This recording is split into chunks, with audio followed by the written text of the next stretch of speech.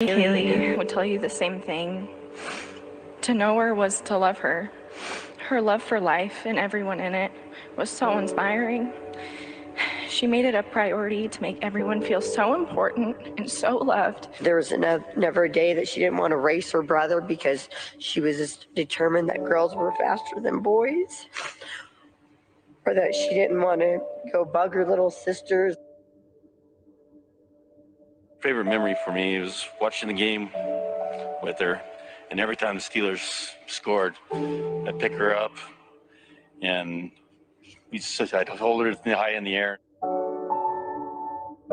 I didn't really realize that I was in love with Maddie until the summer of 2020. We went to McCall and spent a lot of time on the water. We floated the river and just hung out every chance we got. They went to other countries together. Carried them to Hawaii together. They went to Mexico together. They went to college together. They went to high school together.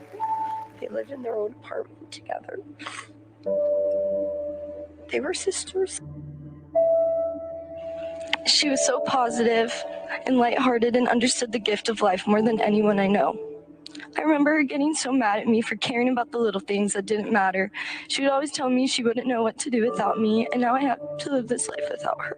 And she taught me a lot of stuff. She taught me how to be a dad. And I didn't know that until she was gone, you know? Xana, you will not be forgotten. You have impacted so many lives and have given people so much love. I hope I can make you proud and try to leave an impact on this world and on people like you did. He had such an infectious smile and a charismatic personality. And if you knew anything about Xana as well, they were very similar in how they acted together. They were always so happy, and the way she would talk and smile about him was something I've never seen her do before. She truly loved him so much, and I know he had so much love for her. We are eternally grateful that we spent so much time with him. And I want to remind you that that's the most important message that we have for you and your families, is to make sure that you spend as much time as possible with those people, because time is precious and it's something you can't get back.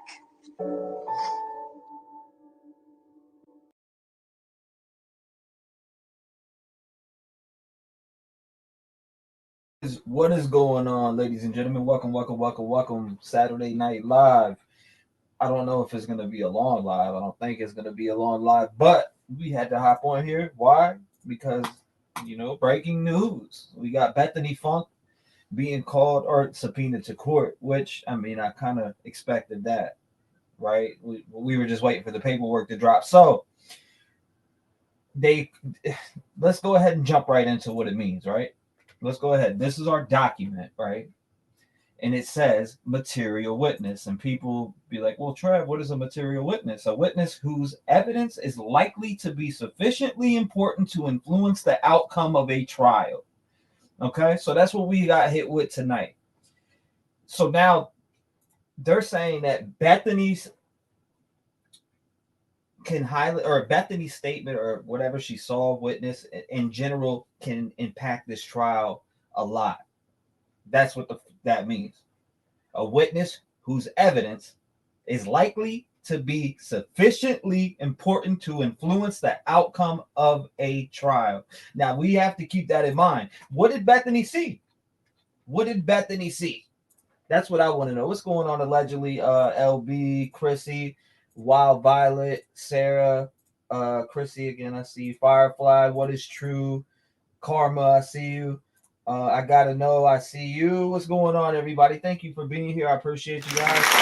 What is your thoughts on this?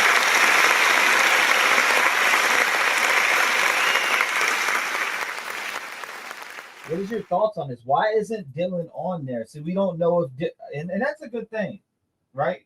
Or not a good thing, but that's a good question. I meant in general, it's a good question that you say that. Why isn't Dylan on this? Why isn't she on this? I want to know. Why isn't she? If you want, you know what? Let's do this real quick. Call me up. Let me know what you think about. I'm gonna open the lines up right now. 219-885-9693. Make sure you call me out. What's your thoughts on this dropping out? Because a lot of people didn't expect Bethany to be a witness at this trial because she was allegedly downstairs, right? But in general, let's see. I don't know. I want to see what you guys think. What do you guys think that Bethany's seen that we don't know about? Right? She saw the DoorDash driver. What's up, Pops? I see you. That's my dad. Shout out to my Pops in the chat. I appreciate you coming by. Pops, Terry and Terry says, hope everyone here is having a great night. I appreciate that. I hope you are too. What's going on, Root? Miss Tenfold, what's going on? Terry Muscati, love you, T-REV. Thank you. I appreciate that. I love you back. JD, sub T-REV. Okay, I think they saw more than what's being put out. I think the same thing. Why isn't Dylan on there? She was stated in the PCA. Thought the same exact thing right away. You sound like you're in a cave. You sound distant. I sound distant. There ain't no way. I got this bad boy turned up. Let me see this. Let me see where my audio's at. But yeah, maybe I do. Maybe I don't now. Let's answer this. 318. What's going on? You're live. Yo, whatever up, gay fam. It's asking about a subscriber. I'm always here, so hi, y'all. Anyways, I don't think this is like breaking news. Here's my thing, though. How come we have not heard anything about her up until now? I'm just curious because we've all talked about Dylan like 500 ways till Sunday, but we never ever hear of Bethany Funk. And I know I heard a rumor about like, she's like, in some type of protective custody. I don't know why, but well, maybe I do know why.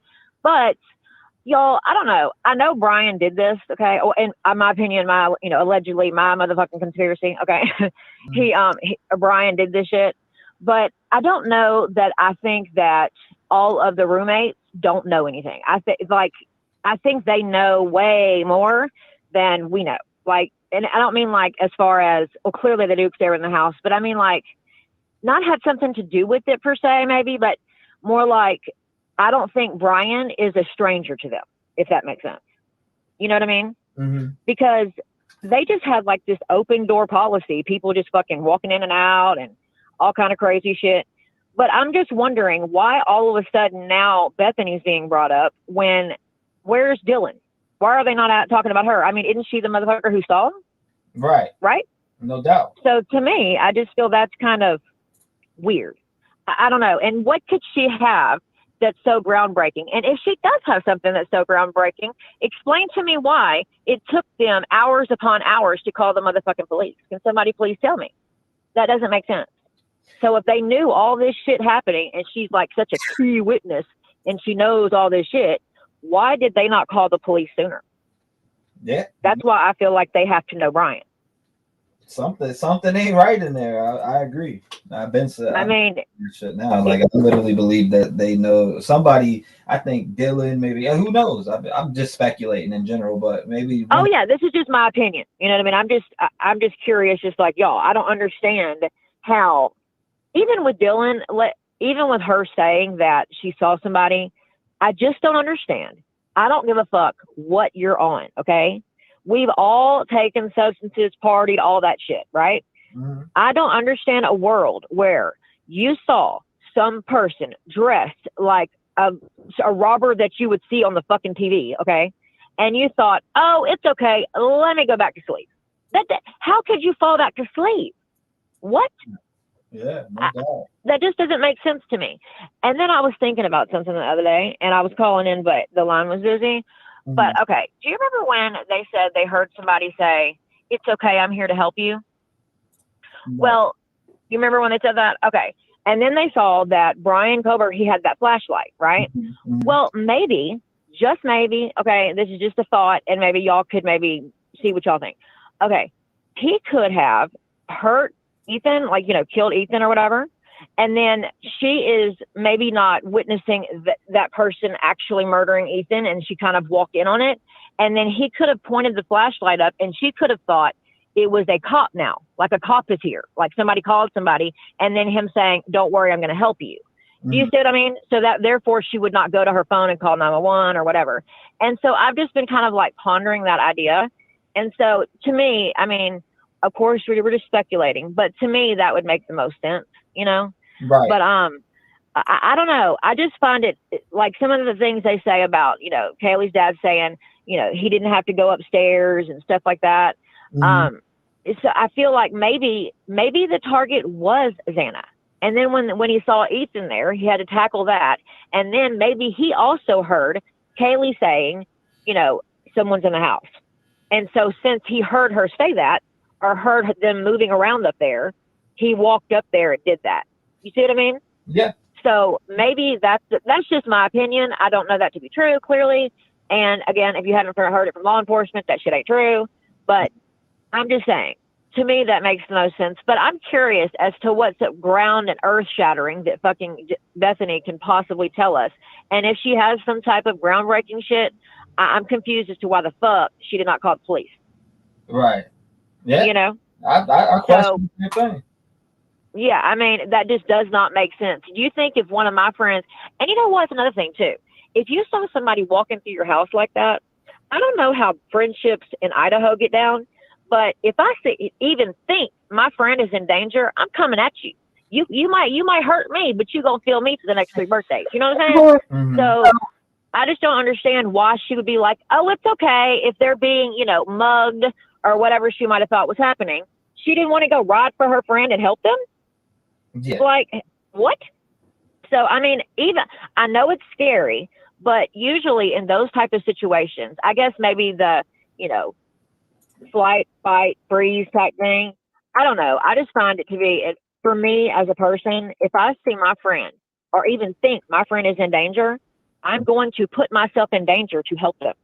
Right. You know what I mean? And I'm not trying to be like mean to her or anything, because we don't know what happened really. We just know what they're telling us, which is really not much. And sometimes I even wonder if what they told us Dylan is saying is even fucking true. Maybe, you know what I mean? I don't even know, because I don't trust those motherfuckers. And when you did that Gunderson fucking video, oh my God, I got chills. I was like, oh my God, he has figured out the mole. I'm telling you. I think you're on to something with that one. You know what I mean? Yeah, no doubt. So, but anyway, I hear my time off. Anyways, I love y'all. I really, really do. I share you everywhere. So I'm really hoping that everybody that I'm sharing, all these platforms I'm sharing you on, people are coming, because I love this. I love this channel. I think you're great. And I think your mods are great. Community is great. So I appreciate you letting us call in and talk about it. I really do. Thank you. As seen as a subscriber, right? Yeah, that's me. God bless you. Thank you for calling, and I appreciate you. Lock your doors and stay safe. Yeah, I'm gonna lock my doors and also have my gun locked loaded right there. You know what I mean? Have that sucker loaded up and ready, hollow tips. You know. Yeah. All right, bye, baby. God bless you. Bye-bye. If you want to call in, it's 219-885-9393. You have another conversation. Call in. What's your thought? You ain't playing. No. 330.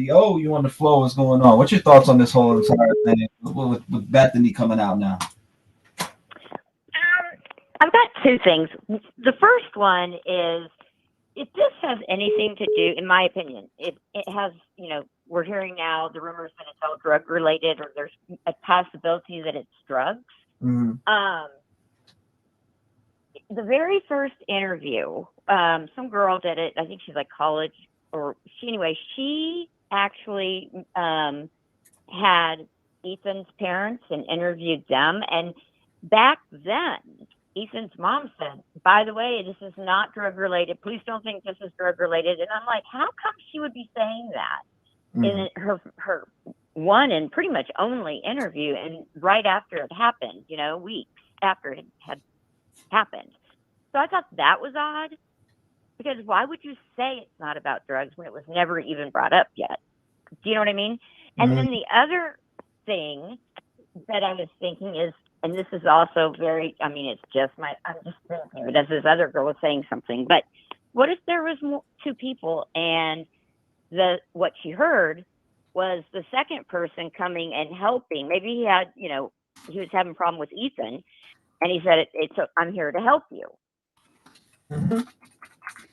Yeah, I'm here to help you. I remember that's in the PCA of what Dylan heard, correct?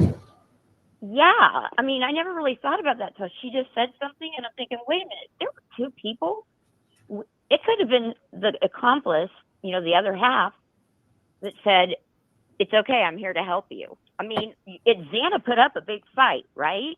Right. Who knows? I'm just throwing it out. I'm probably wrong, but I don't think any of us are really 100% right. Exactly. But it just popped in my head. I was like, well, that would make total sense. Right. I mean, we were wrong for the whole time that Brian was free. We were wrong with most. I mean, most of the time we were wrong, thinking that it was 90% out of like 5,000 votes in one of my lives was Jack Nicor, allegedly. Yeah. And you know what? Watch that video of the night of the Banfield. I have done it over and over, and I even have like tuned in to, or scrolled in, zoomed in to see who, because the fourth kid that walks up, and people say, "Oh no, that wasn't Ethan's brother," but I'm like, he looks like Ethan's brother. I'm sorry, but he does, and I don't believe that whatever he was showing was to the plainclothes cop.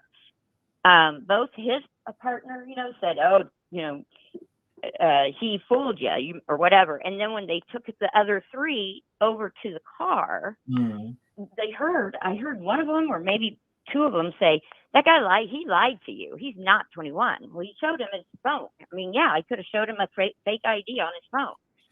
And then the other cop came in after he had let that other guy go, and then one of the three, and he said, "Ethan." And the guy, there were only two, and the other guy pointed straight to the guy that he handed it to. So, and he had the sunglasses on that you see him with every time, and that was right out front. So he was very drunk. I just thought that was odd, but I was told that's not right either. And I don't understand how these people know if that's right or not. But that would put him out there in front, very drunk. They keep saying we don't know exactly where Ethan and Xana were. She may have been home. If she ordered Jack in the Box, wouldn't she have ordered enough for he and her? Right. Yeah. If they were together? You would think so, in case he said, "No, babe, I'm not hungry," which, my girl does all the time, but exactly. I mean, maybe she went back and he, was with his buddies. And then he walked in. It's that, I don't know. I've watched this so much, and I've been like trying to figure things out. And some of the stuff I just think needs to be revisited. Anyway, that's all. You think, I mean, no doubt. I'm sure this is all going to be revisited in court. So we know, I mean, especially during the trial. Yeah, all this shit. I'm sorry? They're going to revisit all this shit. Exactly. And, this does fit in with the other, the two girls that were alive. I mean, first we get told that they're both downstairs, then one's upstairs, and then they haven't really mentioned Bethany at all. So, what if, I don't know, timeline. And I also think that the plainclothes cop that's there that night, I swear, look at him, zoom in on him. He looks so much like that Brent guy. Right. That if you look at his picture, with the beret on, but then I saw another picture that his buddy posted. He had a beard, unless he shaved it. But what if he's living on a college campus? He's not in college. Do you think he was an informant? You never know. I appreciate you calling in. It's been 5. I'm gonna give some more people on, but definitely some great points you made. And what's your name and where are you calling from? My name is Carrie, and I'm calling from Cleveland. Thank you, Carrie. I appreciate you. God bless you for calling in, and thank you for having a voice in the community. Not a problem. Lock your doors. Shout out to her, man. God bless her. If you want to call in, 219-885-9693, it should be very loud and clear right now. I see why we had a problem. I fixed it. 100% fixed it. I know. I didn't have it. Was coming through my headset up here. It was coming through my friggin' headset. It was coming through my damn controller, actually. That's funny. 252, what's going on? You're live. Hey, T-REV, how are you? I'm hanging in there. How about yourself? I'm doing good. Been a little bit sick, but haven't been listening in for a while. But I saw your alert a few minutes ago. So I mean, what's your thoughts on they just a document just dropped out today on Bethany Funk being called in as a material witness. Are you know what a material witness is, right? I just have so many questions. Because I don't know what to think about this case. I'm on the East Coast, and most people that I've talked to and in my neighborhood and stuff, I'm practically the only one that lately. Most people, that I interact with, stopped following this case in January because they really think it's an inside job. Mm-hmm. I have to tell you the truth, and I don't know what to think. But I don't know, when you subpoena somebody, you're subpoenaing them to come to court to testify, right? Mm-hmm. So if somebody was willing, you wouldn't have to subpoena them. Isn't that right? She's in another state. But I'm still saying, but if somebody is willing to be a witness to something, I always thought subpoenas were for people that may not be willing to come to court. Mm-hmm. But if somebody is willing to tell their story, I never understood why the two girls lawyered up in the first place. You know what I mean? Yeah, no, I hear everything on every side of the spectrum when it comes to this case. So it's, I don't know why they would lawyer up, but I'm one of those people where I just can't find. I think a lot of assumptions are being made, but I really do believe Dylan did call the police that night. And I got my reasons for saying that because, the police, when they were talking, they never said it was the only phone call. They said a phone call came through at 11:58. But that doesn't mean that there were not other calls to 911. You know what I mean? I mean, I definitely, we can't see shit on the case, but I mean, you could be right. I mean, but if say they did call the police that night, I mean, they would have seen that gruesome scene, or that morning, should I say? If they came in, they would have seen that scene. But yeah, I just got a feeling that she did call the police. I mean, I don't like throwing out theories, but I just, giving her the benefit of the doubt, I believe that she called the police. I believe she called 911. And I believe they looked at the party house and just said, nothing is happening over there. It looks too quiet. Maybe we won't go. So that's my thinking. I'm thinking that she probably called 911 before noon. You know what I'm saying? Because they're so cryptic in the information that they shared with us. And it was a big night to write out $350 tickets to poor college students. That seemed to be their priority that night. And another thing that's bugging me is how people, when they were interviewing people in the neighborhood, mm-hmm. how they said it was a very unusually quiet Saturday night for that whole streak. And that's been bugging me too. I mean, something is not right. But I really don't understand why they're subpoenaing. She's getting a subpoena. I don't think. I mean, okay, so like a material witness, a witness whose evidence is likely to be sufficiently important to influence the outcome of a trial. That's what she's being subpoenaed as, or that's exactly the definition of a material witness, and that's what she is in this case. So that means that, she most likely has evidence that will weigh in on the outcome of this trial. Okay, gotcha. Are you still talking? Because okay. I don't understand that, because if she was on the first floor, I mean, what could she know? And if she knew something, why wasn't it in the PCA? Right. I don't know. I don't know. I think the girls are between a rock and a hard place, to tell you the truth. She knows something. For her to be there as a material witness, she definitely knows something, or else she wouldn't be called to the floor. There's something that we don't know that she knows. You know what I'm saying? Like that there's something there. There's something there. We'll find it out. We're going to have to wait to find out, but it's definitely something there. I think the law enforcement kind of use these girls' phones to get the timeline going. That's what some people are saying, right? Mm-hmm. So I'm wondering if they got images on their phones too. You never know.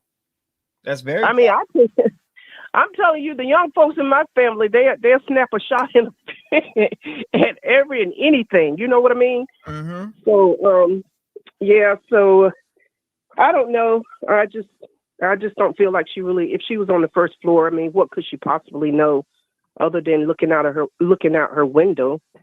Right. But I can tell you, the ring cameras in my neighborhood at night. They are not. They're useless. So no doubt. I mean, I appreciate you calling in. I'm gonna get some more callers in. It's been 5 minutes, but thank you for calling in. God bless you, ma'am, and I hope you lock your doors and stay safe. Okay. All right. Thank you. Thank you for having Appreciate me in the community. Hey, listen. Remember early on, guys, and anybody wants to call in, this 219-885-9693 lines are open right now. 5 minutes per caller. Remember early on when we heard reports that she allegedly heard the water running? What if there's DNA evidence in that sink and that's why she's being, because she heard the water running? I don't know. I'm just thinking of things that we heard. I don't know that to be true. It's imagining. 479, what's going on? You're live. You're in the building. You Hey, got T-REV, how you doing? man. You got 5 minutes. I'm doing great, brother. I hope you and your dog are doing well. I know exactly who this is. This is my brother Robert. Yes, right? sir. Yes, sir. My man Robert is in the building. He's got some things that he wants to get off his chest. What do you think about Bethany Funk being a material witness in the Idaho 4 case? Okay, now, T-REV, this flashes back to about a month and a half ago when another YouTuber had posted a phone call from a mom that said she was looking out her window and saw BK walk up to the house, and also she had it was like a planned ordeal that they had planned this for him to show up, and he was with another person. And I didn't put too much into it at the time, T-REV, because we had talked about this, and it's like, man, did you catch that? I don't get it.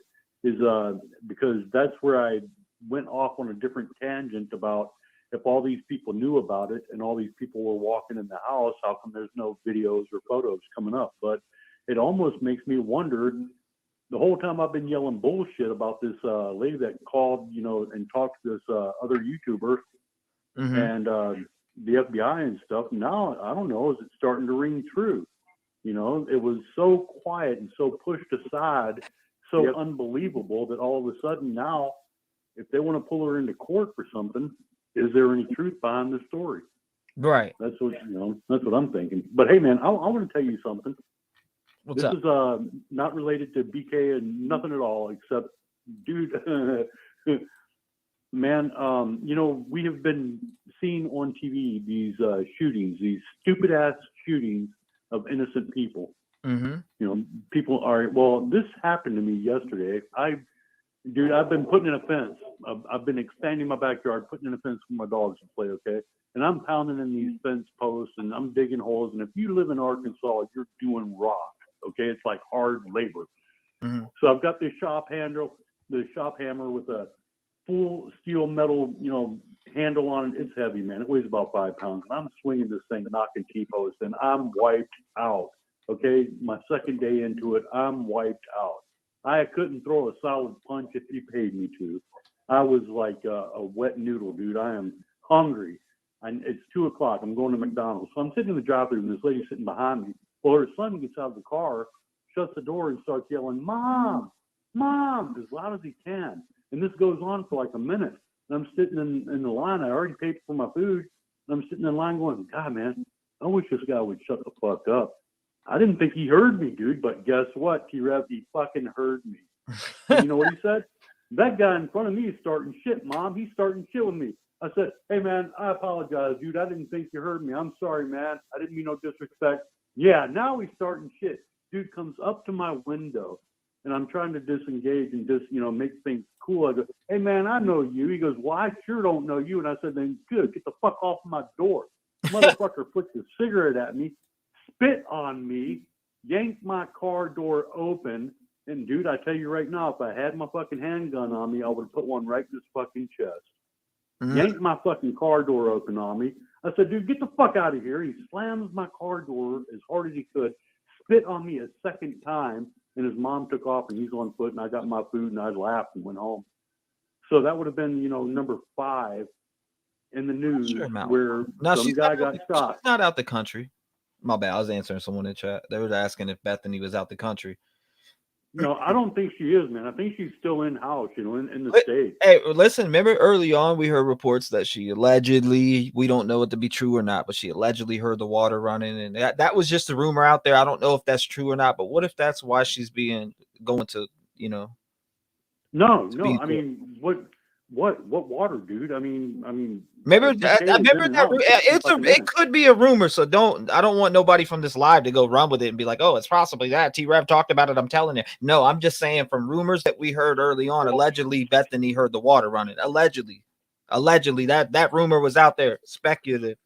People were I don't know if it's true, but I remember hearing that rumor massively on almost every different creator that I like personally and watch reported on that shit.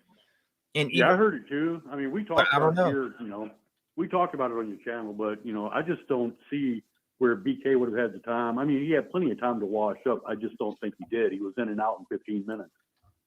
You know, as far as, you know, things go. If you heard water running, dude, I don't want to tell you what it was. I don't want to tell you what I think it was. It was, you know, what do bodies that don't live anymore do? They release themselves. Maybe that could have been the water. I don't know. So it you know, all right, yank her into court. Let's find out what she knows and put her on the stand. It's interesting though. Hell yeah. And it's just gonna get, dude, it's gonna get more wilder as we get closer to the end of the next month, you know, close to the court date. Ain't no doubt. Well, shit, man. I appreciate you calling in. It's been 5. I'm gonna get more people on. I want people to call in. I want to hear. I know it's a lot of stuff is going through people's minds, whether good or like bad. your show yesterday, by the way, dude. Good show yesterday. Thank you, brother. I appreciate it. Yeah, it was a controversial one. A lot of screaming and yelling, and I just I don't know, man. We need to work on that shit. We need to not, you know, when I have open panels, we got to be more friendly than that. We can have the respectful debates, but you know, yelling over top of each other and arguing is just a little bit too much. You know what I'm saying? So you know, we'll work on that as a community, and I, you know, I got to handle that better too. And I tried to yesterday, but I can do better. We can all do better, man, and controlling our temper and shit like that's part of it, you know. Yes, sir. Robert, I appreciate you, man. God bless you. Stay safe, and I know I hear from you. You're here every time, man. I love you, brother. Love you too, man. Stay cool. God bless you, man. Shout out to Robert, man. 219-885-9693. I want to hear your thoughts. What are you thinking? What's going through your mind? Putting up a fence is hard work. Hell yeah, it is. Post diggers and all that shit. Hell yeah, it is. How can Bethany Funk hear water running on the 2nd or 3rd floor, but don't hear screaming and crying from her roommates being stabbed to death? Is what I think you said, or been stabbed to death. But yeah, no doubt. Agreed. 100%. We really don't know what it is. I think it would be a lot more than that.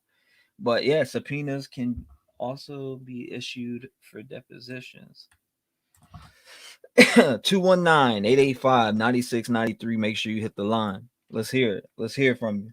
Tyler Hackner, what's going on? Shout out to you, Tyler. Cindy Polfelt, Miss Bad Thing, very sad and so tired of the shootings. I don't think it's going to stop. It's just going to get worse. We're on a record-breaking pace in shootings in America right now. Mass shootings, anyway.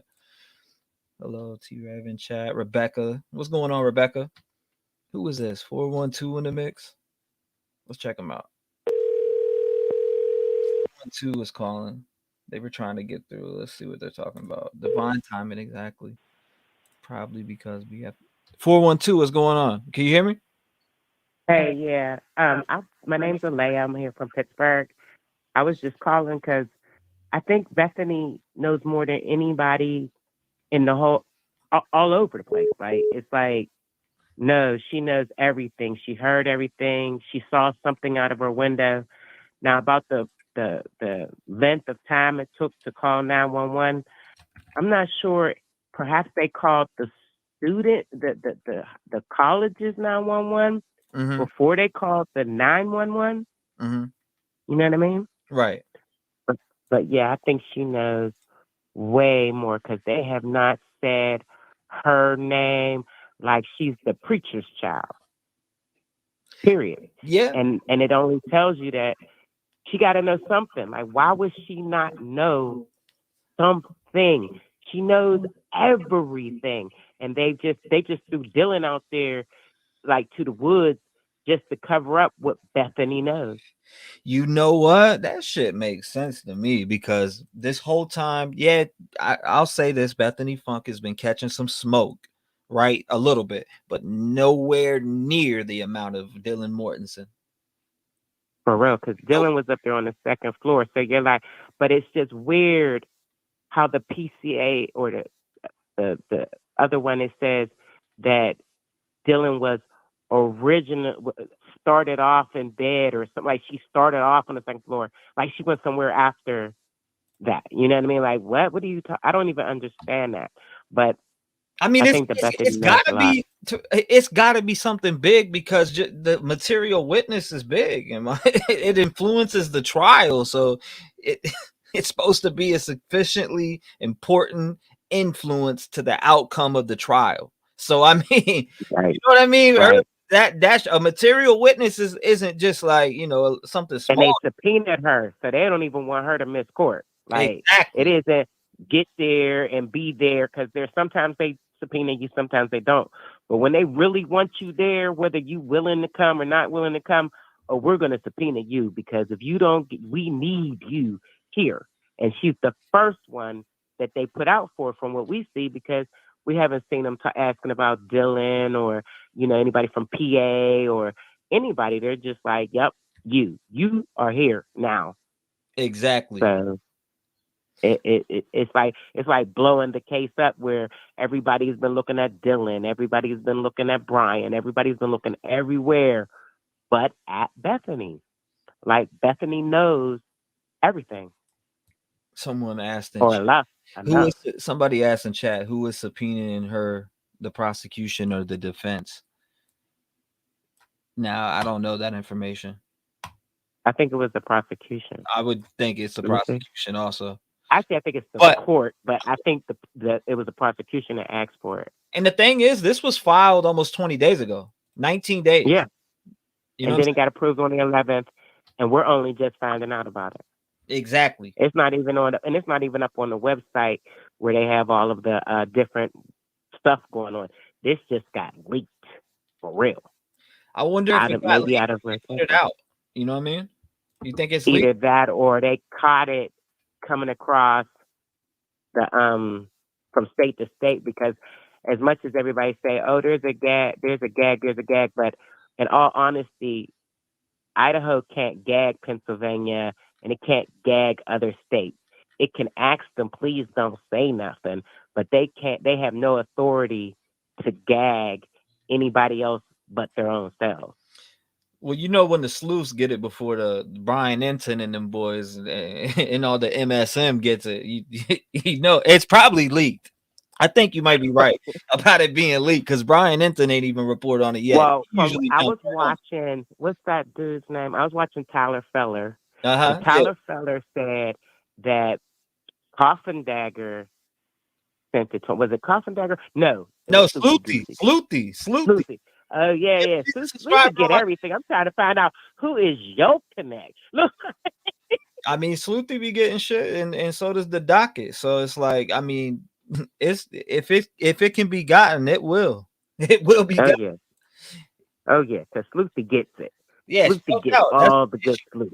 I'm glad she's been around. She's been around ever since I hit True Crime on YouTube. So shout out to Sleuthie and the work that she puts in out here, because she really has good input on everything that she does with True Crime. And most definitely. All right, but I just wanted to put my 2 cents in there. I got a whole thought pattern on the whole, but it's a long conversation. Well, we get to it. I'll have another open panel. I gotta have that shit more organized though next time. All right, no doubt. All right, thank you. I appreciate you. God bless you, man. Lock your doors, and shout out to my Pittsburgh family, because that's my dad's side of the family. They're from Allegheny County or whatever out there and shit. So.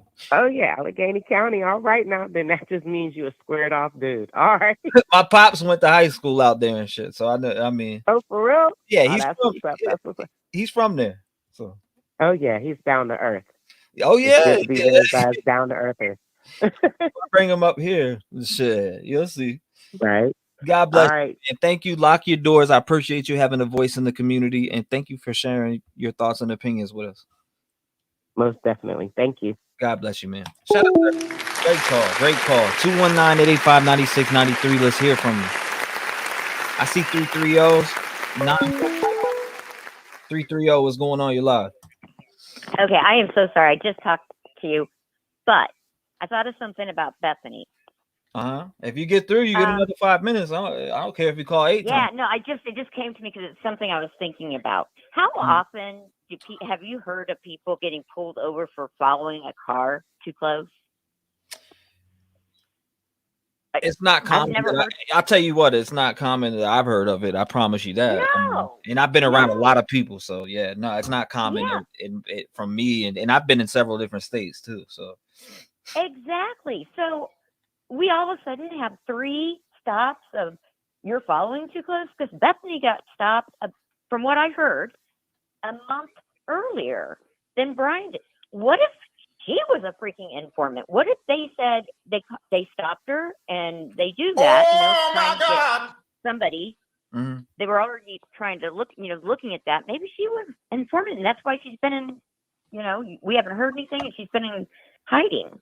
Yeah, no doubt.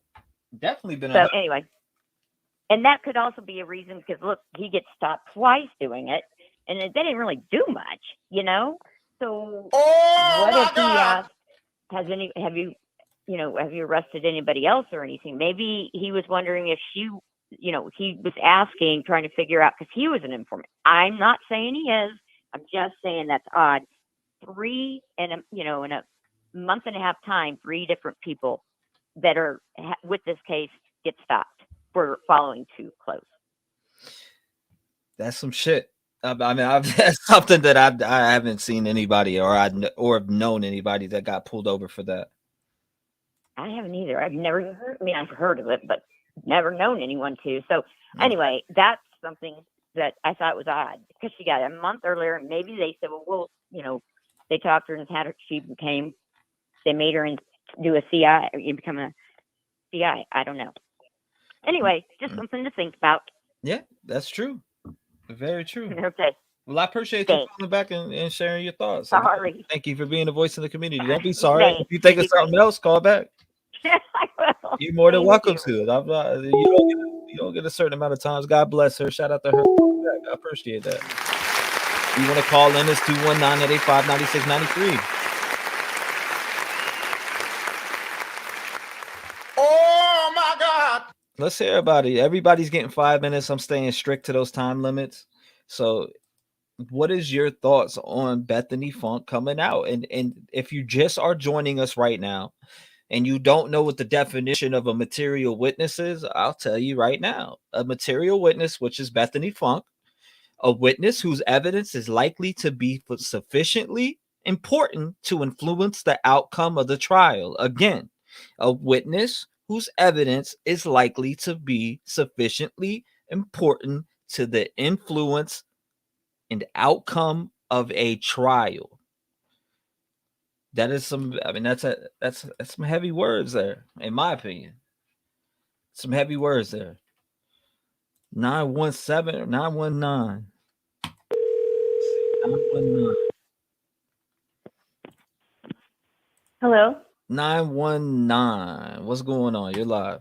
I see you called through. Hey T. I wanted to call in. The last caller, she kind of hit on it a little bit about Bethany being pulled over for driving too close. When I heard about that, another YouTuber was saying that I think it was the same date that Brian had a traffic infraction, but there was no information on the same date as that. But there was no information, like there was no like what he did wrong when he got pulled over, but he had an infraction with no information on the same time. So when I heard it, I was thinking maybe Bethany knows Brian. Maybe there's a connection there, and that would connect him to the scene, the people in the house. They had this leak about the ID. Maybe one of Bethany's IDs was in his car. if that's true. Could be. So, I mean, I'm thinking since we haven't heard much about her in the past, like no one's really talked about her with all of these subpoenas going out and coming back, maybe somehow that information came up that there's a connection between the two of them. Could be. It really could be. I mean, but if we think about it, right? If we think about it, what is the evidence that is going to influence the outcome of the trial that Bethany knows? You know what I mean? When you think about what is it? But so if she goes into court and she testifies that Bryan has been in that house, that Bryan knows those victims, he's no longer just some random person anymore that's supposedly stalking them. You know, he has a connection to, he's been there. He knows where the rooms are. He's been in the house. I'm so freaking curious because I don't know. I'm just super curious to what Bethany knows. Like, I see some people in chat saying, "Oh, everybody's throwing dirt on Bethany and this and that," but in reality, a material witness is a witness whose evidence is going to be important of the outcome in the trial. So she definitely knows something beyond than anything that we are bringing up. I don't think it even would be the running water or nothing. Like, it's going to be something that is damaging in the trial. In my opinion, that's what I get from that. Right. I mean, like someone else had said, like, I mean, if there's running water, she heard running water, but she heard nothing else. Mm-hmm. I mean, that sounds crazy if she didn't hear anything else. Right, exactly. And she wasn't mentioned in the PCA. I mean, she wasn't mentioned in the PCA. So, I mean, that kind of makes me think that maybe, I mean, they did subpoenas on multiple cell phones. You know, I'm sure they pulled her cell phone records. They pulled Bryan's records. I mean, what if there's calls in between there, between the two of them? Yeah, I mean, you never know. It says generally the information the material witness possesses has strong probative value, and few, if any, other witnesses possesses the same information because of the importance of the material witness's testimony. Judges usually make every reasonable effort to have such witnesses made available to testify. So she's definitely got something that's going to be damaging towards. Right. Well, do you think it's damaging if she can come into court and testify like, yes, I know this person and he's been in the house before. He knew these roommates. I've seen him interact with these people. Like, I mean, is that damaging to be able to put him in that house before? Because a lot of people come up and say, and like for me personally, I'm kind of on the fence. I go back and forth. I would think it'd be damaging, but I think there's something else more than just that. But in my opinion, and I could be wrong. That could be exactly what it is. You know what I mean? But I think she's had there's something else in the cut that she knows about. Like they sprinkled that PCA. They sprinkled that. And I just think that when it all comes out in court, there's going to be so much stuff that people are just going to be like, oh my God, like it's just going to be like so big that everyone's going to be shocked. What I don't think is it's as clear cut as like everybody, you know, is out there saying, oh, he was obsessed and he stalked these girls and he just murdered them because they rejected him. I think it's going to be so much more than that. In my opinion. It may be. Shit. I to be honest with you, I don't know what to expect with this Idaho 4 case no more. I don't, you know, because there's just so much stuff that we don't know about. Right. And then there's so many things that are coming out that are, you know, leaks, and a lot of those I honestly don't believe because I've heard I've heard them leak one thing, like I've heard News Nation leak a story and then like a week later they leak a different story that's completely opposite of the one like a week or two before. So I just, you know, I kind of take all of those leaks that they put out as like, you know, just for clicks. No doubt. No doubt. So I really don't know what to believe. I mean, all the evidence looks like it points to him, but then my true crime brain is telling me usually when, you know, you're watching true crime and it's just like, this is like tight, you know, he like gave himself away like so many ways. Like, no doubt. Does it really happen like that? Do they really just, you know, he left so much evidence. Yeah, we'll find out about that. I do appreciate you calling up. It's been 5 minutes. I'm gonna get some other people. All right, thank you for sharing. Me. If you could think of anything else you want to call back and you get through, I'll answer it. Okay, thank you. God bless you, man. Lock your doors. Thanks. Stay safe. Thank you. Bye. Lock them thing. 47 from heaven. What's going on? You live? Hey, T-REV, it's Upstate Housewife. How are you, hon? I'm hanging in there. Hopefully, you're having a great night. So, I am. I definitely am. I mean, what's your thoughts on this? Let's go. What do you have for me? Okay, so I have a question, and then I have a little bit of a theory. But okay, do you know who requested this subpoena? Like, who asked for the subpoena? Nope, I don't. Like, what side? I don't know that much so far. I'm pretty. Yeah. Okay. I don't know that much. Okay. All it says: so, case type, MW material witness, criminal, state of Idaho versus Bryankohberger, filing date 403, pending active. It doesn't have that much detailed information. Okay. All right. That was just my one question. I was wondering if the defense or the prosecution, you know what I mean?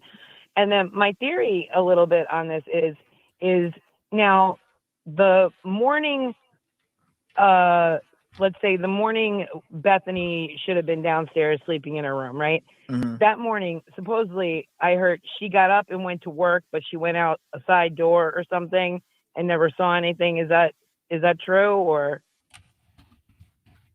did who go outside and see anything? Bethany, like in the morning, didn't she go to work or something? They don't really get too detailed into that. Okay. You know? Well, because I had heard somewhere that she had gone to work, right? But I think ultimately that maybe Bethany knows a lot more of the underground truth of maybe what was like, you know how there's a house and there's like a mother hen, like someone who's just not always hanging out with everybody, not always chilling, but kind of like just sees everything and hears everything that's going on. Yes. Like when you live in a house with a group of people. And I have a feeling that maybe she just knows a lot. Maybe she knows, maybe it's about, you know, Dylan, or maybe she just knows a lot more than about the overall circumstances. You know, that's what I was thinking. Could be. But I think ultimately this entire case is just crazy. Where is, I mean, this question's going on right now. Where is the subpoena for Dylan? You know, it's not out there. I'm sure there is one, but it's not leaked yet because it seems like this is leaked. Right. So, now that somebody said that, whatever caller said that, now I'm thinking it is leaked because, like I said, none of these news stations have dropped it. Yeah, and those, you know, whatever Nation Banfield chick, she just jumps on anything with a hole in a heartbeat. You know what I mean? So she would be all over this. But the other thing I was thinking also is that maybe Dylan could end up being, and this is just a freak theory, but maybe Dylan could end up being like what is that? An accessory or something like that. So they're going to subpoena Bethany, but Dylan could possibly be maybe, you know, charged with something. You never know. I don't know. I said that in Discord earlier. I was like, allegedly, maybe. Oh, really? Maybe. Yeah, I did say that when I looked at this document. I was like, maybe. I got to get into your Discord. I said that shit too. I was like, I said that shit. Yeah, man. Because everybody's like, why aren't we seeing this? Why aren't we seeing that? I'm like, yeah, because it's suspect, right? Like you would think if they were going to subpoena, they would throw out a subpoena for Dylan, Bethany, anybody else that was in the house, right? Maybe like one of the other roommates that wasn't living there, but, you know, was still renting a room, quote unquote, or whatever. But for them to subpoena Bethany, it's like they know she knows a lot more than maybe everyone else, or she might be a bird. She might be willing to talk more than everyone else. Bethany was clearly awake, Andy Potts says. Yeah, I mean, a material witness, you definitely got to be awake to know some shit. You definitely ain't seeing nothing. She didn't just have a dream and see shit. I agree with that, Annie. Yeah, no, 100%. I agree with Annie because I think she knows a plethora about. She just went hit. She knows what a material witness is. I already could tell just from the way that she was talking. Yeah, and And I would feel like she has material that could corroborate or help and add to some kind of conviction of maybe Kohberger and others, or she has information, just like you said, that can seriously impact the case. And I think she might have some jewels in her pocket, man. I'm mind blown because here the whole time I'm thinking, you know, Dylan would be this big impact. I think possibility that Dylan her hands are a lot dirtier than we think, maybe. And I mean, it may be right. You know? It may be right. I don't know. A lot of people think that. I always question the 8 hours. I'm gonna question it until it comes out and it's talked about, and maybe it all makes sense when the dots are connected, but they're not connected, and we have those questions, and we're gonna continue to have them. Right. I had wanted, because yesterday I listened to your whole live yesterday, and I know when Annie and you were talking, I know that latent shoe print, right, that they were talking about, and they used the luminol and all that stuff to bring it up.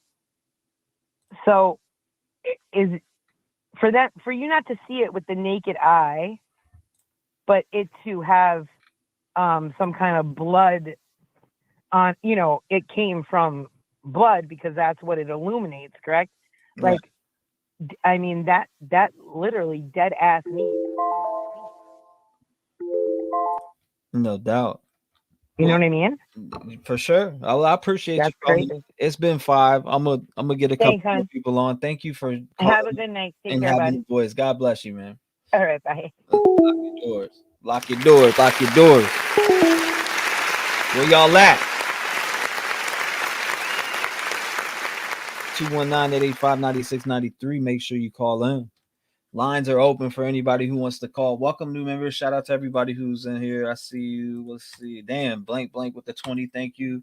Divine Timing. Welcome everybody who's in here. I will be dropping a link to the Discord so you can join after, or you don't have to in general.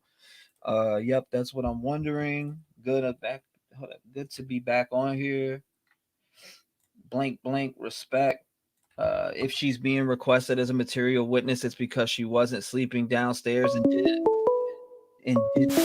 hear anything. So okay. So what's Dylan's excuse gonna be? Huh? Great point. 412, what's going on? You're live. Hello. You can hear me? Hey, this is me call. Yeah, this is Alea. I was calling back because I just had to say because it's been curious to me. I mean, it's nothing to do with Bethany so much as the Van shoe. If you look at all of the pictures, I swear Dylan is the only one that seems to really wear the Vans like that. Like, it's like Dylan wears Vans all over. But I was like, but that's Dylan's shoe. Ever since this case started, I kept saying, but she's the one that likes to wear the Van shoes according to the pictures. I mean, from what I can see, I mean, they all wear Vans, but every picture she ever is in, she's got the Vans on. So for the Van shoe print to be in front of her door and then for it to be cleaned off, like, I just don't understand her behavior at all. But it's whatever. God. I don't know if she did something or didn't do something, but I do know, like I said before, Bethany definitely knows a lot. Yeah, I'm starting. Like I said, after reading what I read, she knows some fucking shit. I'll tell you that much. Excuse my language, sorry guys, but in general, she knows some stuff. She knows bombshells. I'll tell you that. Why would they be calling her in if she was sleeping and woke up? Police were called. I mean, the most you would say is what you've seen with your eyes. I mean, and then it's weird. Like, she went outside after she got up. It's just crazy, man. It's and if she went outside, who was she? Was she running from Dylan or was she helping Dylan? You know what I mean? Like, I'm boggled. But this case is so boggling. I think that's what keeps me all caught up in it. But yeah, like, this is weird.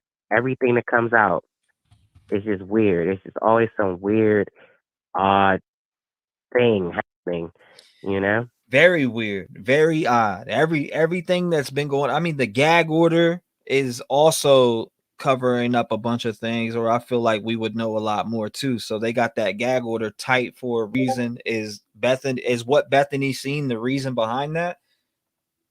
Yeah, and they don't have the 911 call out. They don't have no body cam out.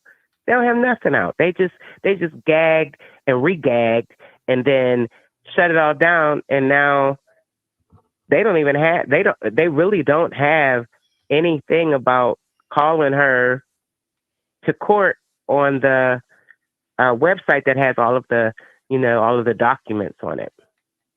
Right. So who subpoenaed her defense or prosecution? A lot of people keep asking who subpoenaed her defense or prosecution. Prosecution. Guaranteed is the prosecution. Oh yeah, definitely. It can only be the prosecution. I mean, yeah, I guess the defense could call her, but defense ain't going. I don't even see the defense coming out saying they're not letting nothing out about what Brian is saying.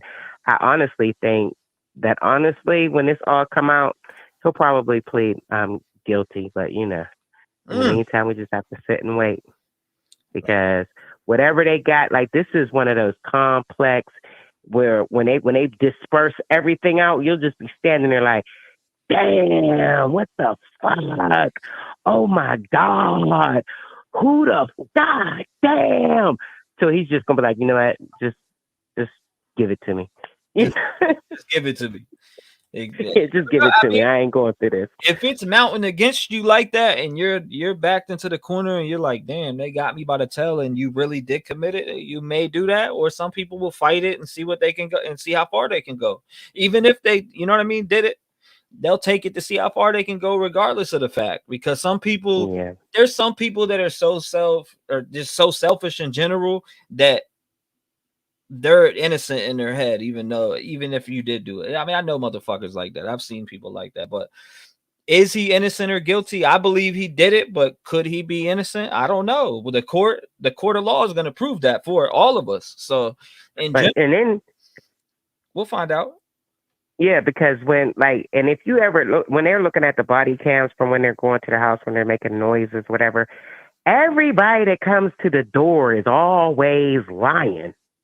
Like, that was like one time they had what is his name, Hunter there. Hunter's like, oh, I don't know anybody in the house. I'm like, what are you talking about? Like you're his brother. Like, it's all of them lie. All of them trying to just, and then kids always try. Like, they always think that even when they're innocent, or if it's nothing, they just lie. And like, oh no, I ain't telling you nothing. But them police, they gonna tell it. They gonna get it. I'm just waiting. I can't wait till June. Me neither. I can't wait for June. Then I can't wait for the year after that for the real trial. Then maybe 6 months, 7 months, who knows? But we'll see. Indeed. Shout out to you, Pittsburgh native in the building. Indeed. All right, now. God bless you, man. I just wanted to let you know. All right. I'll talk to you later. All right. Shout out to her, man. 219-885-9692. Make sure you call in. What's your thoughts? What is your thoughts on the topic of this document being leaked, which I think it is leaked because Brian Ensign hasn't reported on it. I haven't seen no big. Let me look now. I'll go check and see. Let me go check and see here. Did he finally post about it? No, he didn't. The last post he put up was earlier or yesterday. My bad. He posted yesterday. 219-885-9693. So this is big. I mean, you got to think about it. A material witness. Like I said, if you're new and you just came in and you do not know what a material witness is, if you're wondering if the state or the defense called in, it's the state. And a material witness, we'll jump into the terms of a material witness for the folks that just came in. A witness whose evidence is likely to be sufficiently important to the influence or the outcome of the trial. I mean, that's some heavy verbiage in my opinion. Generally, the information the material witness possesses has strong probative value, and a few, if any, other witnesses possesses the same information. Because of the importance of a material witnesses, testimony, judges usually make every reasonable effort to have such witnesses made available to testify. So, I mean, we'll go get to it. Let's see. Hold up. Mistrial. It's a mistrial. Who issued the subpoena by the prosecution or the defense? That's the number one question of the night. That's the number one question of the night. Majority thinks it's the prosecution.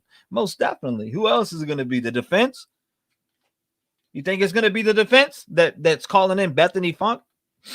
Maybe Bethany home in Reno. What if Bethany and Brian are working on the inside to bring down this trafficking corruption? And what if no one really murdered? Says Karen. Oh my God. The state of Idaho, DA. Motion to quash? Question mark. Let's pull it up. Right here. Docket description, docket entry information, date field. So it shows all this right here, right? Proof of electronic service, document issued by the court. What is that? 1639 electronic service. And then we got up here appearance, NEF, proof of electronic service 421. What else does it say here? 2405 motion to quash is at the top. Extra text, motion to quash, foreign subpoena, transaction 962-7569, approved by whoever this name is right here. Hold up. Valoria. I see that. Approved by. All right. I don't know. I never see that name. 603, you're on with me. What's going on? You're live. Hey, T-REV.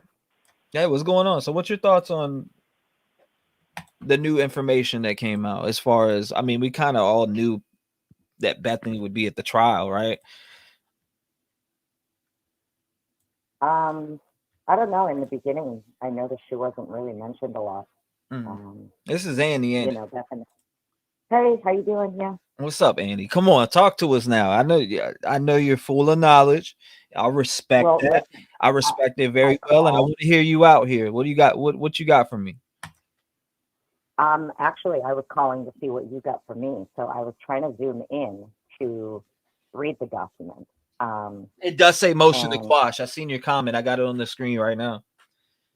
Okay, so from what it appears, it starts at the bottom from when the motion is first filed, and then it works its way to the top, right? So the first filing, it appears to me, now I'm not saying that this is because I haven't been able to dig into it yet. I'm just got finished cooking dinner, was listening to your live, and I was like, oh, wait a minute. So I wanted to have you tell me because I love documents. I love documents. I like to know what's in the documents. That way I can make factual statements. Yeah, I learned about that from you yesterday, and I like that about you. Well, thank you. You're welcome. So there is. It's good that you have that knowledge. So, can you see the screen now at all? Like, can you see it? Well, I'm trying to, but I'm on my phone with you, so it won't let me like zoom in. So I was trying to zoom in before I called, and I noticed that the last thing to be filed, was the motion to quash.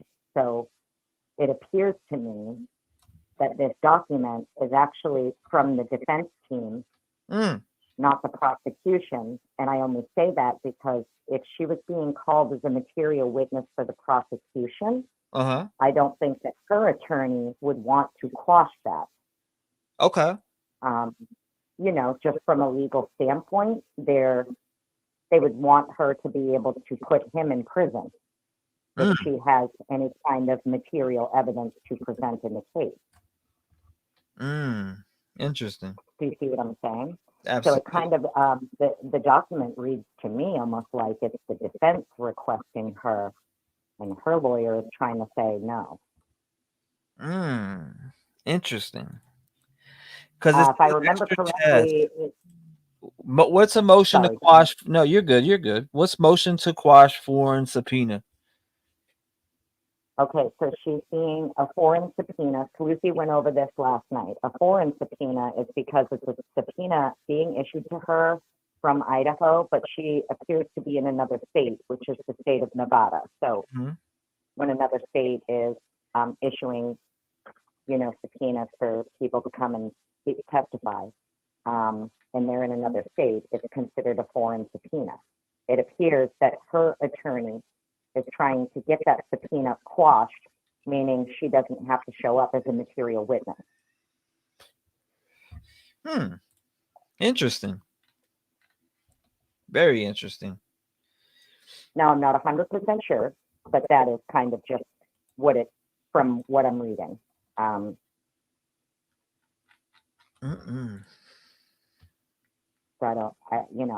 it's kind of interesting though. I know last night when I was on the live, that was something that I had brought up, that there would be potential in the future that we learn he was actually connected to someone in that house and not because he was stalking them.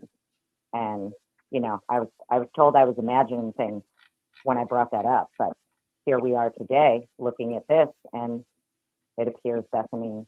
Now, if it was the prosecution putting this foreign subpoena out for her to come and be a material witness, I would imagine that if she has information or knowledge of something that occurred in the crime, that she would want to go and give that to be able to prosecute him. I don't know, you know what I mean? I don't see why an attorney representing her would want to quash the subpoena for her to be the material witness if she has information or knowledge that can put him away. So what do you think that? All right, so say let's play devil's advocate here and say the defense. This is on the defense side. What would Bethany be doing for the defense? I would imagine if it is the defense who is trying to call her as a material witness, I would speculate. I'm not going to state this as a fact, but I would speculate that the defense believes she has evidence that exonerates their client. Oh my God. Interesting. That's very interesting. I got it full screen right now too, so you can see it in its entirety. Oh, do you? All right, let me see if I can bring it up while I'm on the phone with you now. Like the bottom part, the doc. I don't know if you want to see from top to bottom, but I do have it zoomed in. It does say case information. Description is CV 23-00566, State of Idaho versus Bryankohberger. DA and filing date is 4/3/2023. Case type MW, material witness, criminal. Status pending active. Case cross-reference number. It won't show it. So it shows us the judge is Breslow Barry L. Attorney is Groznik ESQ Evelyn. Defendant Bryankohberger, obviously we know that. Interested party Bethany Funk Grace. State of Idaho is the plaintiff. Attorney is Kelly A. Valoria on part 6 that it says there. So then if we go down, it says event information, date, time, docket entry information, docket description, date file, the extra text. So it shows everything right there at the bottom of the screen. Right. Okay, so I'm looking at it now. So when we start at the bottom, it looks like the first request from whoever is trying to call her as a material witness.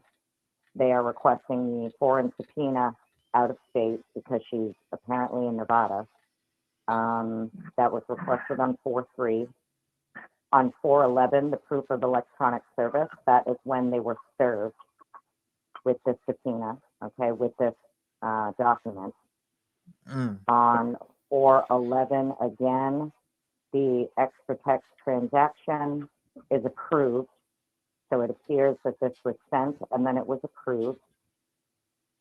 Then on the 21st, we have another proof of electronic service, which is approved. And then on 4/21, we have the notice of appearance. So it appears someone, let's see, notice of appearance. So someone appeared in court. This attorney, Kelly Ann Valoria, it appeared, it reads on the document like she appeared on behalf of her client. And then on 4/21, so does she have like a whole team of attorneys or something? Does she have a whole On what? 4/21, does she have like a team of attorneys? Bethany? When it's Because this reads like there's two different attorneys. One is the notice of appearance, and then one is the motion to quash. yeah, it's just showing it's showing two attorneys on here, the number 2 and on sequence number 2, and then Oh, but they're the same. Okay, so they're the same attorney. Okay, so yeah, it appears her attorney is the one responding to this and saying no. Well, it shows the two attorneys, right? It shows Grosnick, Evelyn, and then Valoria Kelly A. Valoria, showing those two attorneys. Well, the extra text is added by Kelly, but then it's approved by the same attorney that's at the top filing the motion to quash. Interesting. So it appears it's probably, I don't know, it could be like a paralegal or something. It could be, but to me, it looks like it's the defense trying to request her to be a material witness, and it's her attorney filing the motion to quash that subpoena. It's a lot of speculation going on about this document right now. I'll tell you that much. Well, I don't want to speculate. You know that I actually prefer to not speculate. I'm just giving my opinion on what the document kind of reads like. I would imagine if it's the prosecution calling her as a material witness, she has something that can put this dude away and like actually prove, you know, he did this, then I can't imagine why she would be, through her attorney, asking to not have that happen. That adds a spin to everything, doesn't it? Well, you know, I mean, if it is the defense requesting her as a material witness, there's really only one reason the defense is going to do that. There's really only one reason the defense is going to do that. It's because she has something that's going to clear him, is my guess. I'm just speculating. That's my opinion. But Right. I mean, think about it. If you're a defense attorney, you're representing your client, you're going to want to call material witnesses to the stand who can prove that your client maybe isn't guilty of what he's being accused of. That's interesting. It's interesting. This is gonna be it's gonna be a wild one. It's gonna be crazy. Dude, I was saying it last night on the live. I'm like, we're gonna hear some bombs drop pretty soon. It's coming. And look at, here we are, not even 24 hours later. I mean, I think because people have gotten so emotionally invested into whether they believe he's 100% innocent or they believe he's 100% guilty. I just prefer to stay neutral, and I don't believe in any of it until we get to see the facts of the case. Yep. I agree with you on that.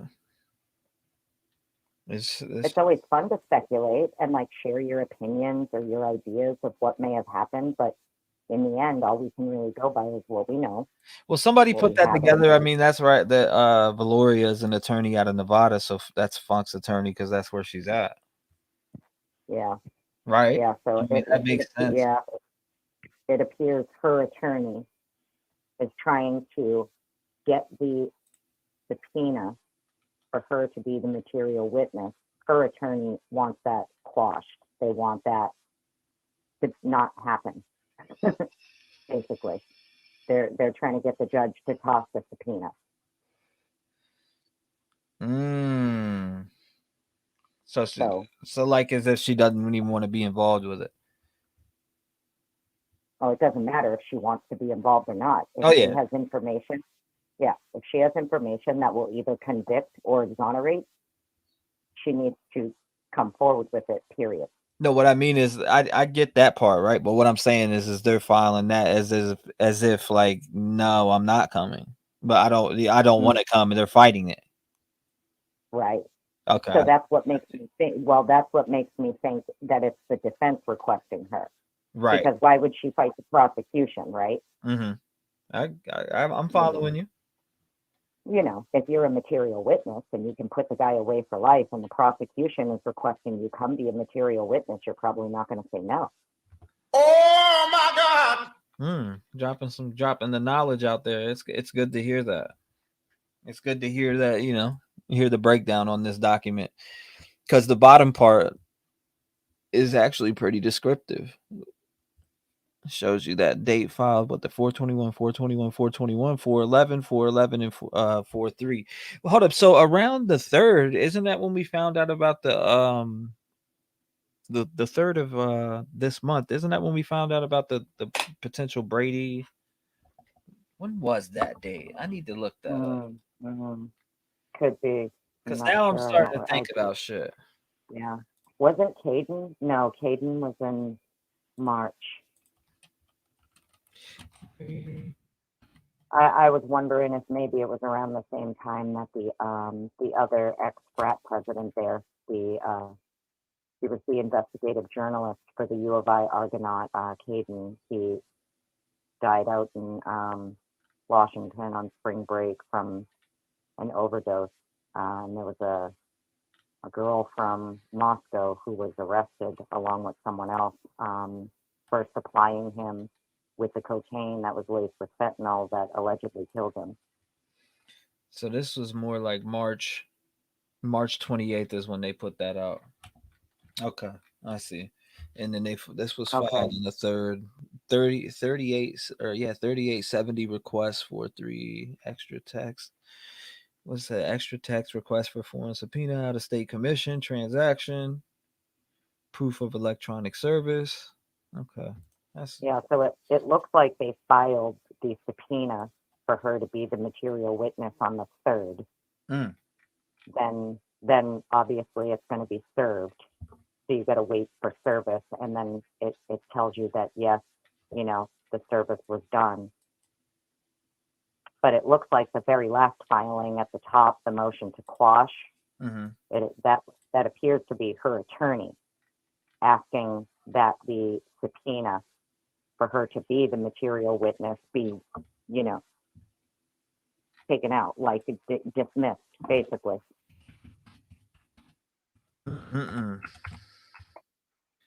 Which would be crazy to me. Okay, I know we only get 5 minutes, but that would be absolutely nuts to me.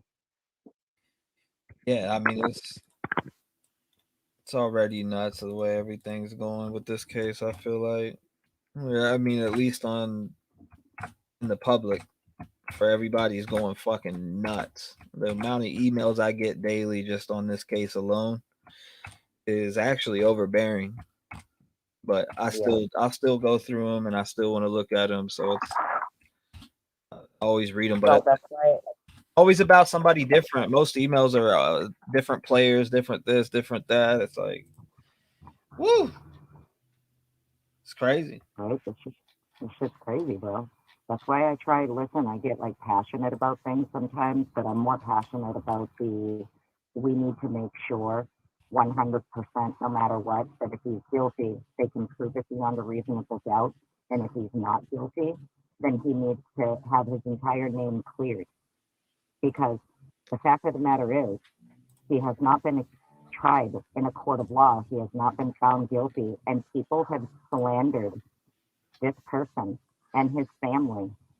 Do you understand? Like think about this, if he is innocent and Bethany has material information that exonerates him, who's going to apologize to him?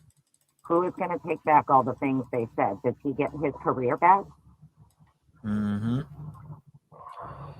Does right? He? Right. This is why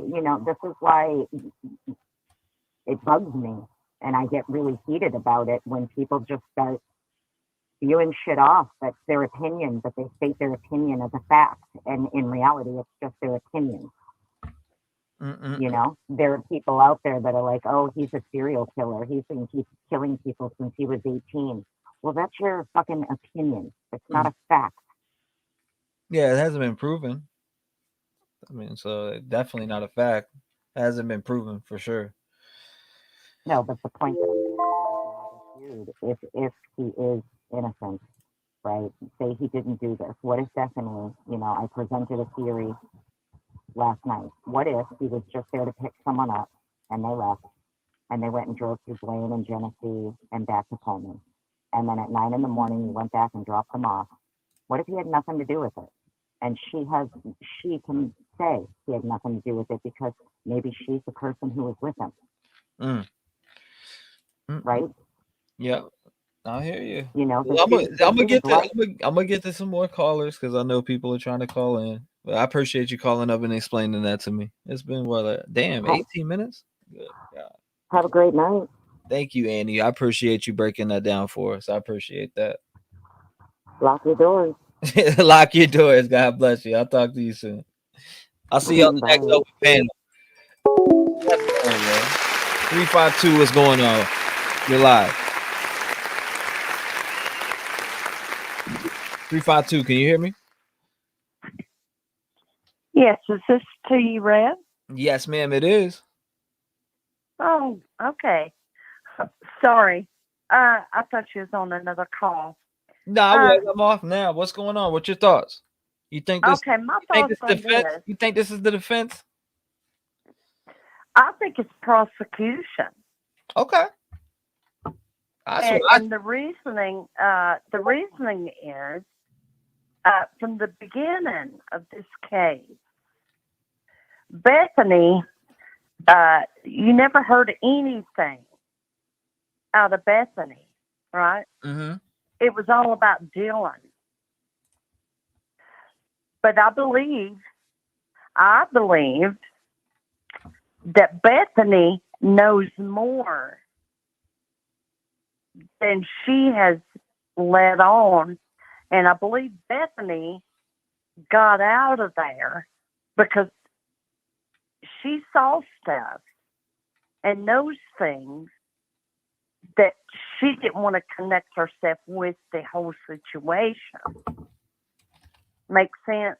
Mm-hmm. So now I believe the prosecution is going to subpoena her in because she knows more than she let on.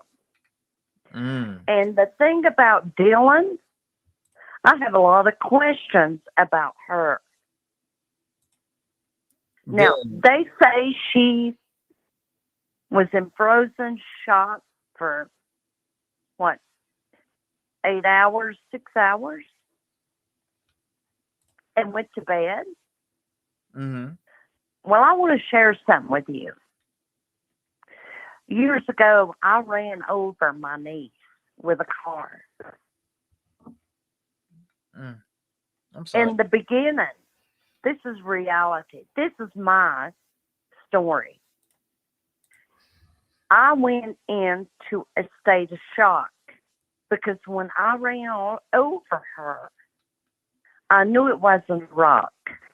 My brother was in the vehicle with me. She was young. I didn't see her, hear her. But I frozen. I know what that frozen feels like. But it don't last long because the normal sense of reality is, somebody's hurt. And you shock out of it quick to get the people help. Like, I was frozen. I couldn't move the car.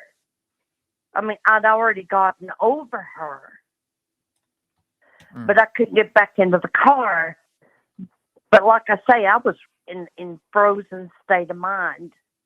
But I don't know. The mind is a funny thing. Just because it happened to me doesn't mean it didn't happen to Dylan. But automatically, common sense stepped in, and I knew I had to react quickly and get her help. So for them to say she stayed into a frozen shock with her friends for that long a period of time, I really have my doubts on that, T-REV. Mm-hmm. From my own personal experience. I think Bethany knows more she knows a lot, and she just tried to distance herself from what was really happening and going on in that house prior to what took place. Maybe she knew there were connections. I don't know. I'm just, in my opinion, but it would make sense. Why would they have to subpoena her? Right? Mm-hmm. That tells me she don't want no part of it. There's some dirty, weird, twisted stuff that went on in that home, in that house, in Bryankohberger. Mm-hmm. And I just wanted to share that with you. But I think Bethany just doesn't want any part of it. I think I don't know. I have doubts about Dylan. Mm-hmm. I really do. A lot don't add up. A lot of us do about Dylan. Yeah. It doesn't add up for her to go to bed after hearing those noises and yeah. And it takes that long to get help. To me, that will never make sense. Not unless she was so drugged out of her mind. I still, I don't know. It don't add up. It just doesn't add up with Dylan. Yeah, I've said that the whole time, pretty much. I mean, at first I was like, oh, well, maybe this. Well, nah, actually, it don't. 8 hours, you seeing somebody, you being in a shock phase, you being frozen at the door, whatever the fucking case may be. You seen this person, you heard these noises. If the ring bell next door heard a thump and the dog barking and all this other shit, you you definitely heard something. You know. Well, even if you, T-REV, even if you're drunk out of your mind or whatever the case may be, hearing those kind of bumps and talking and her getting up and telling them to shut the F up and then lay down and go to sleep. Mm-hmm. I don't buy that. I don't buy it. I would have went and checked out. She watched him go out the door, correct? Mm-hmm. Why didn't she immediately go and check on her friends, her roommates? Agreed. She sit back in the distance and watch him pull away. Say that again. People in the back. I'm saying, say that for the people in the back. Why did you not go check on your friends? You were in a shock phase. You seen a guy. What? Oh man, it just. I mean, she seen him exit the door. That's her words. She saw him leave. She could have ran and locked the door and turned the lights on and went checked and seen. Something don't sit right with that. It don't sit right with me, and it don't sit right with that. I agree with you. I mean, I'm waiting. I want to see what the happens. I don't know. I'm very anxious about this case. Like I said on all my prior lives yesterday, the day before. As soon as I wake up within the first 5 minutes, I think about the Idaho 4 case. What's coming out today, or what's happening? Is there any new evidence? Is there any problems going on the defense side, on the prosecution side? What's going on? I mean, that's always on my mind. I appreciate you calling in and having a voice in the community, man. God bless you.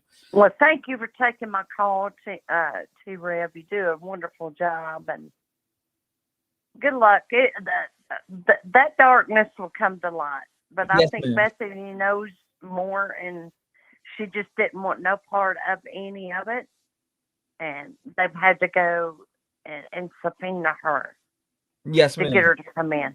But anyway, I'll be watching the show. I'll watch your shows. I love it. Thank you so much, ma'am. I appreciate the kind words. I appreciate you having a voice in the community. And please stay vigilant. Lock your doors, your windows, and just keep your head up. Stay positive because there's a lot of dark out here. Oh, yes, they are. Okay. Get your next caller. You have a blessed night, man. You too. Bye-bye. Thank you so much. Shut up at her, man. You want to call in 219-885-9693. Agree with the caller. Murder does not make sense. There will be a lot more witness to come anyway. Why is this surprising? Not surprising at all, Firefly. Well, I mean, it's surprising in general that this is coming out. But yeah, no, I get you, Sand Panther. Let's see, Firefly. I'm researching the document on many channels, and the evidence that it is fake is out there. The evidence that it is fake is out there. Oh my God! Where is that at? 646, you're in the mix. What's going on? T-REV. Yes, I can hear you. Can you hear me? Yes, ma'am. Loud and All clear. right. All right. Alice here. It's who? It's Alice. Hollis, what's going on? What's your thoughts? What's up? Talk to me. Okay. Here's what I want you to do. What do you mean about this piece of paper document you're showing up right now? I mean, yeah, whatever's on your mind too. Oh, well, as far as Bethany and Dylan go, I just think that it doesn't really, to me, I don't really think it matters whether it's coming from the prosecution or the defense, because the bottom line is those two women were in that house when the murder occurred, and I think they do have relevant information to timelines and, that kind of stuff. So I think regardless of who's trying to squash who, those two girls will be on the stand no matter what. You know what I mean? So I really can't pick or choose whether it's the defense or the prosecution that's trying to do all this work on the Bethany right now. Right. But I'm sure they'll try to do it on Dylan anyway as well. So what my point was is that I remember a long time ago when this first came out, I remember that Dylan was the roommate that had seen the perpetrator and that had evidently was the unconscious person that had collapsed outside, right? And then I also remember that I believe it was Bethany who, although she stayed in her room the entire time, I believe she heard someone running water in a bathroom. But it wasn't the bathroom, it was the kitchen. Because they questioned her, was it a bathroom? And but it might have been Dylan. Somebody knew that they heard water running in the kitchen. And I believe it was, when the murders were occurring, kind of like after or whatever. I remember reading that somewhere, and then it just kind of disappeared off the face of the earth. Interesting. So I'm wondering about that. Now, the other thing is you have that layout of their house. Oh, yeah. Can you throw that up on the screen real quick? The layout of the house. That's easy. Yeah, of the interior. Because I wanted to see something. That's easy. You talking about this layout? Okay. The one that you can move around in. Yep, I got it up right now. What are you trying to see? Okay.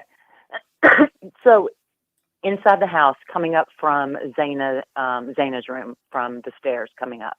I'm done. From the first floor going to the second floor. Yeah, I'm there. Okay, so go up the stairs. You're Bryankohberger. I don't know whether you killed Ethan and Zayna and then when did the girls, and then you're coming back because you heard Zayna still alive. Regardless, you're coming up the stairs, right? Now, you hear Dylan probably at some point around here, I don't know where, when she opens her door and or she just screams out, shut up, people shut up, because that was kind of the last thing she had said before she said that. Then when she looked out the door, she saw a person walking by, right?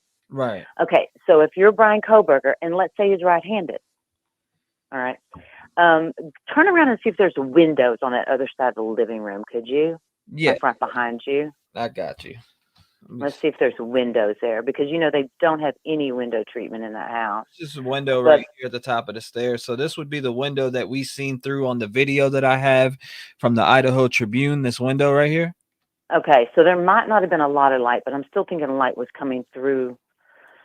Is that a TV in the corner? That's not a window, right? That black thing. It's showing a TV. This is the model that was made, but this is, I mean, it's very accurate because I've seen all Okay, the videos and so turn back around. You're going to be Brian, and you're going to hear Dylan, and you're going to think, oh my God, I need to get the fuck out of here. I'm going to get busted, right? Mhm. So you're walking out to go out the sliding glass door. Okay, so let's go this way. Okay. There's Dylan Now, right there. okay, so walk one step forward. Okay, turn to your left. Now, you see how Dylan's her door? Now, if she's looking out the crack of her door, right? Mhm. Turn back around. Hold up. Go back to Dylan's door. I'm going straight Okay. to the crack. I'm taking you straight to the crack. Okay, now turn around like you're Dylan. Mhm. I'm in here right now. I'm standing at the crack of the door. Okay, now look outside. You turn the lights off. It makes you do it for some reason. Oh, it does? I don't know. Okay, so anyway, if you walk out of Dylan's room, I mean, I guess if you can't look out her door, let's but get just out. say, Exit night view. There we go. We're out of night view. We're out of night view. Okay. okay. Let me, Now you're going back out the door. Yeah, let me get out of this door. Hold up. Click here. I know it's kind of complicated. I mean, it's easy to figure out though. I mean, I'm out the door, so you can see the crack straight into the kitchen. Like if I would. Right, but okay, so right, but I think if she looked out her door and looked to her right, Mm-hmm. if you were Brian coming up the stairs from Zana's and you never went into the kitchen, you just walked straight shot to the you don't have to go through that to get to the glass door through the kitchen. You can go around the other way, right? No, you can go straight. This is the only way that's showing to me. That's the only way out. Yeah, this back door. Okay, so when he bypassed through there to go past, she obviously, it was probably, no, really? There's no other way around? No, in case you jump So off. then she definitely saw him profile leaving, and she just saw a glimpse of him. So if and you I look can right see here, her seeing. you see the crack. All right, so when you catch up, you'll see this crack of the bedroom right here. I mean, this is what you would see, I guess. So if he was walking out, then he did pass by her, but with his profile. Yeah, of course. Because I'm thinking if the lights from the kitchen are shining on him, then of course his face was kind of lit up. And if you have those bushy eyebrows like he does, that's going to stick out. So I have no doubt that she. And here's the thing, I don't think he saw her.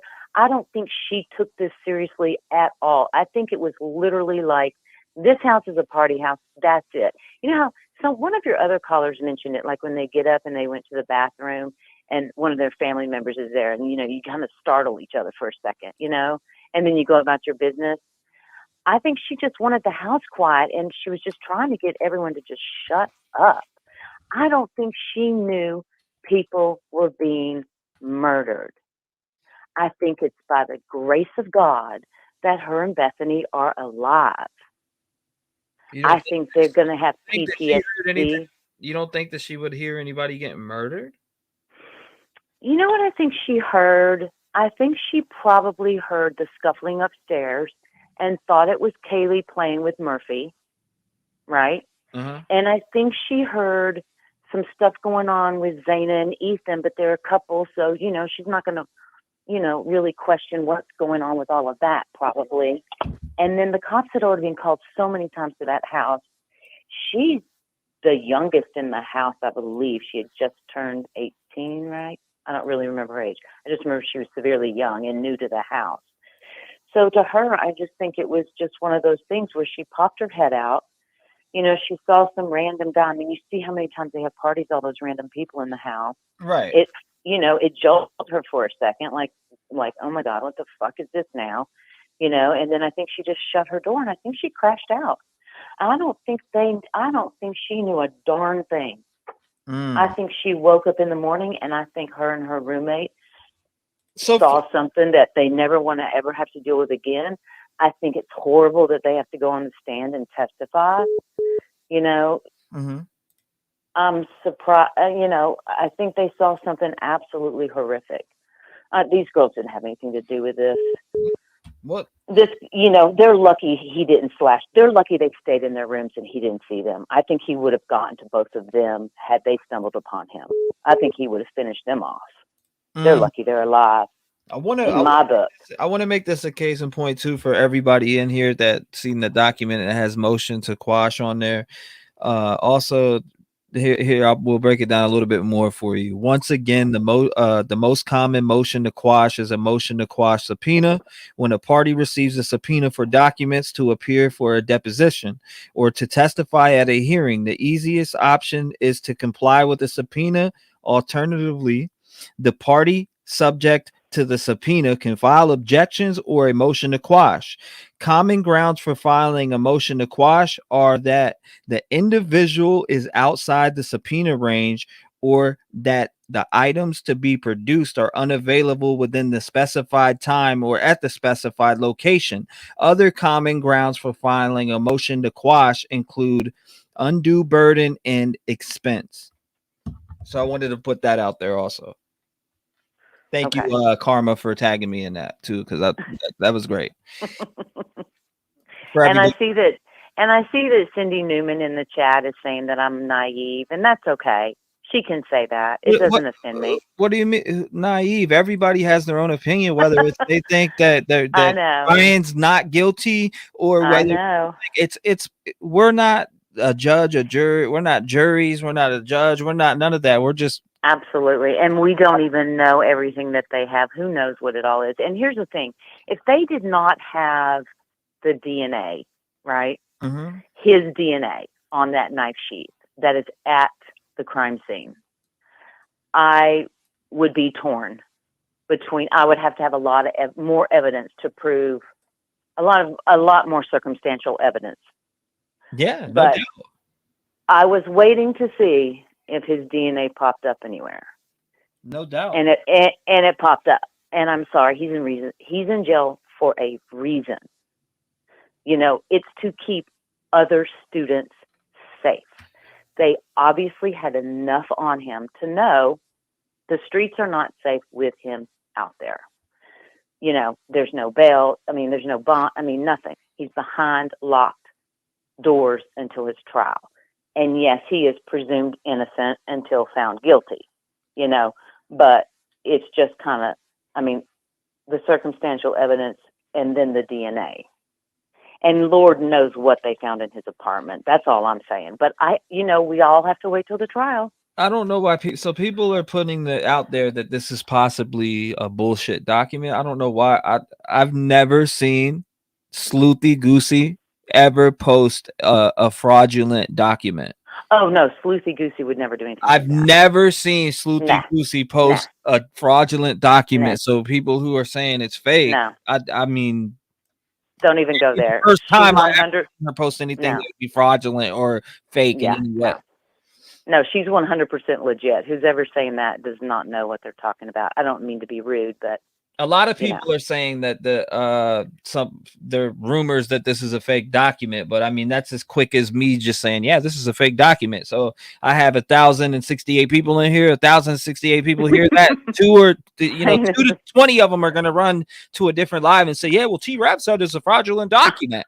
So that's how easily shit gets spread. But if I want to hear it from, or I want to see somebody post about it that, I seen Sleuthy post about it. I believe it until it's proven to be false. I never seen Sleuthy Goosey post a fraudulent. Yeah, no, she's not the type to just run with something that she can't back up.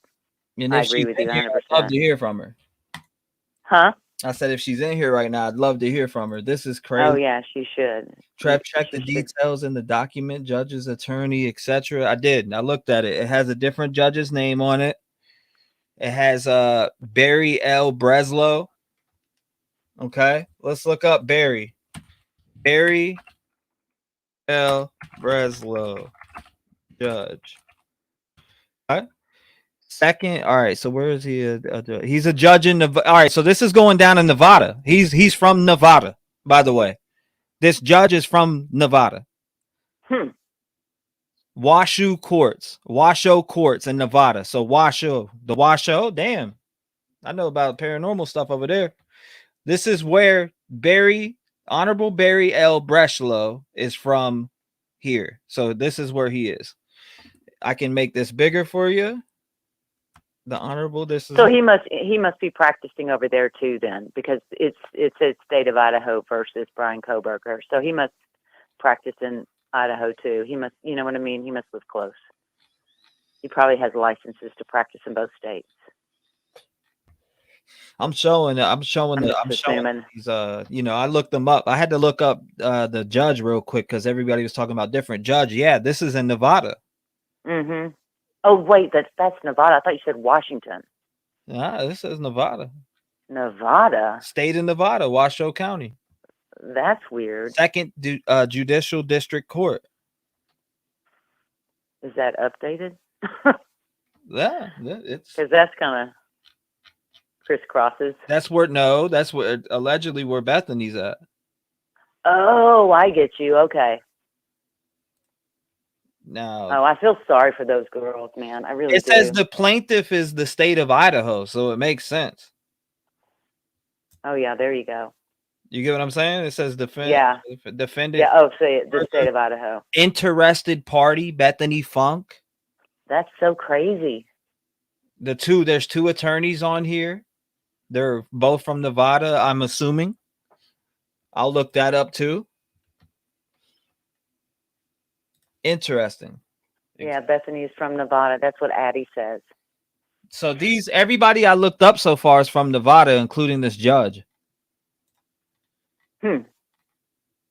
Yeah, and this judge is from Nevada too, Barry. Let's get back to Barry again. Let's see what Barry is here. Because if we see right here, the plaintiff, it says the state of Idaho. Yeah, it does say the state of Idaho. Well, the whole thing is that I mean, I know a lot of people are questioning the 8-hour time gap. I know people have a problem with that, but including myself. Right. And I see that. But in my opinion, and it's allegedly my opinion, you know, I don't think it's as complicated as people are making it seem, because if I walk out my door and I'm at a party, say I'm having a party at my house and I walk out my bedroom door and I see some dude leaving at the last and I just shut my door, I'm going to crash and go to bed, you know? And if I'm going to bed at 4, I'm going to sleep a good 9 to 10 hours and I'm going to wake up the next morning. Everyone's assuming she saw and knew what had happened. It doesn't say that anywhere. It never says that she knew her roommates had been murdered and then she shut the door. It said she saw a guy with bushy eyebrows. It startled her. She shut her door and went to bed, you know? Mm-hmm. I don't get how people are wanting this missing time accounted for. She was snoozing. She was catching her Z's. She's a college student. She's partying hard, you know, she's partying hard.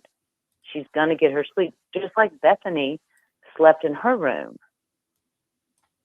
Right. And I was wondering if this, by chance, I wonder if he even knew if Bethany and Dylan were there, because, you know, I have a feeling if he was stalking them and, you know, always watching them from the back of the house, if Bethany and Dylan came home and they lived. There's this drug theory out here, and I just can't find anything. It's not a drug house. No, it would have. No, I'm not saying. I'm saying in general, there's this drug theory out there, and no one has yet to produce any receipts that show me that.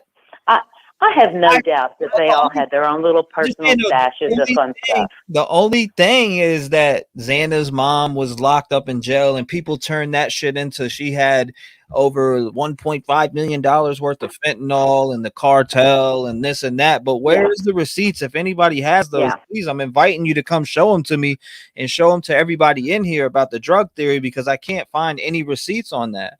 And everything that's sent to me is just literally me. Just like me speculating on certain things. It's speculation. Yeah. No, this would be ridiculous if it's something like that. I mean, I have no doubt that, you know, the kids in that house all had a drug stash. you know, a little pot, their vape pens, whatever, the alcohol.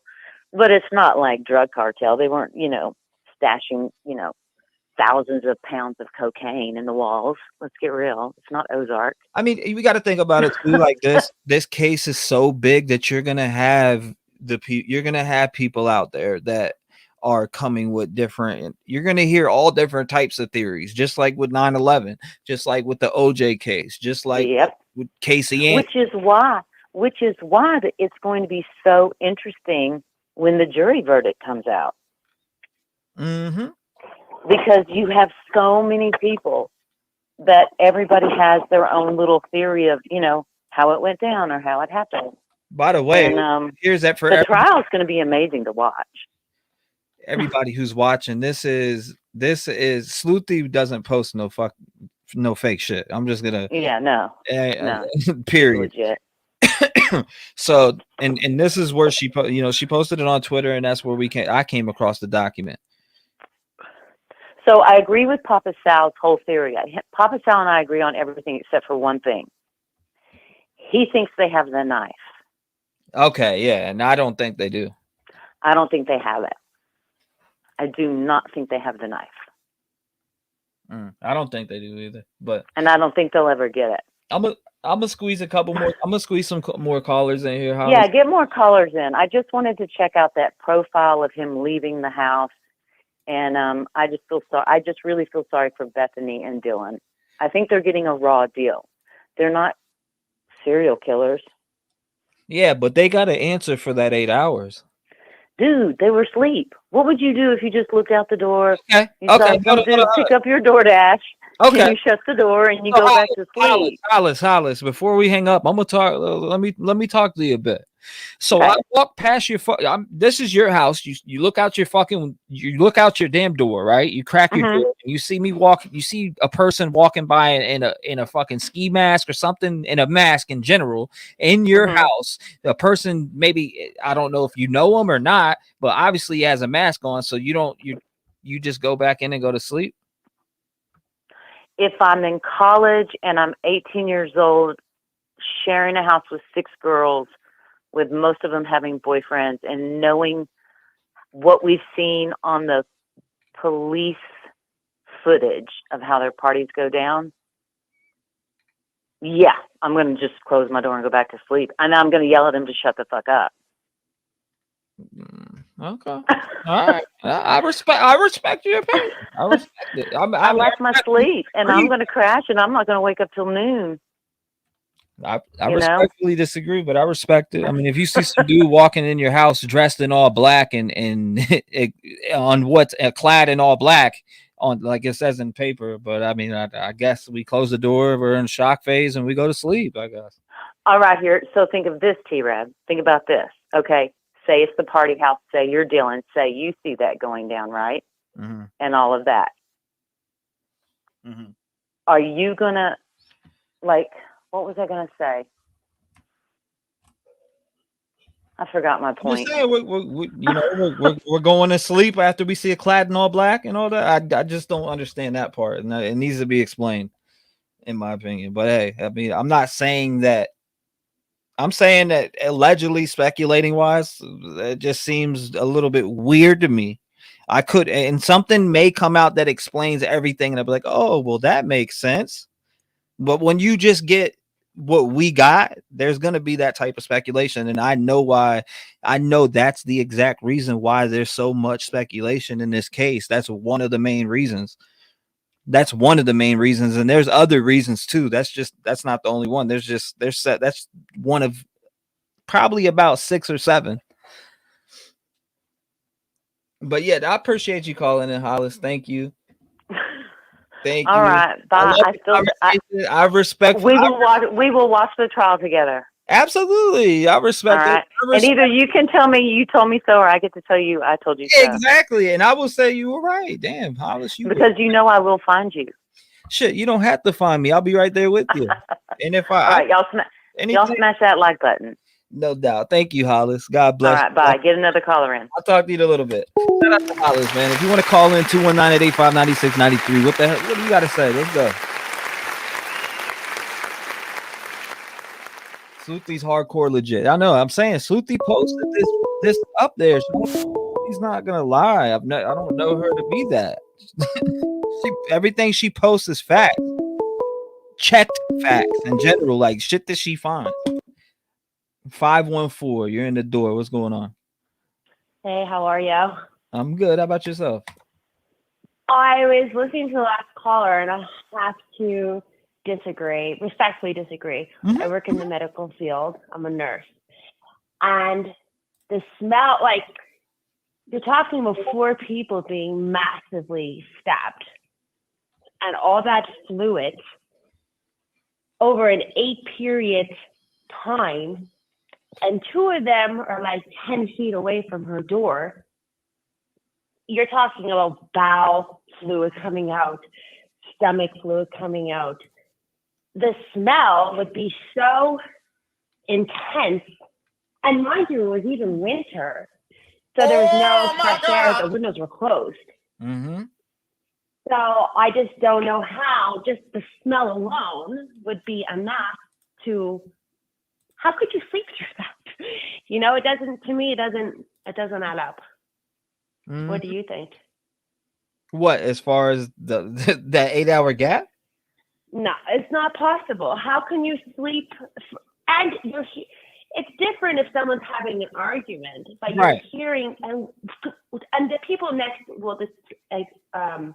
the 2 next door to her would be fighting for her life.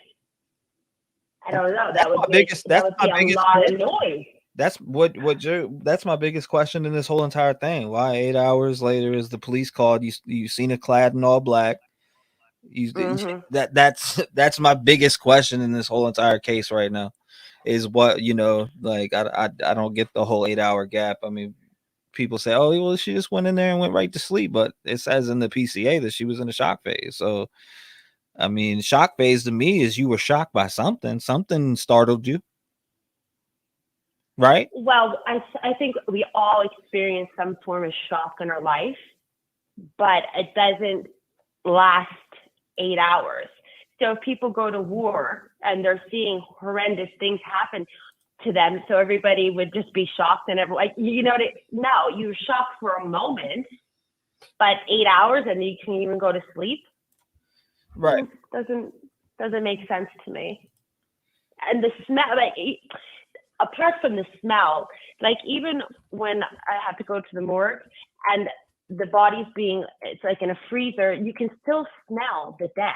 Okay, so you go to morgues? You go to morgues and stuff? Okay. Yeah. Interesting. Yeah. Interesting. Yeah. When the body has to go in and someone has to be with the security guard, I would have to go.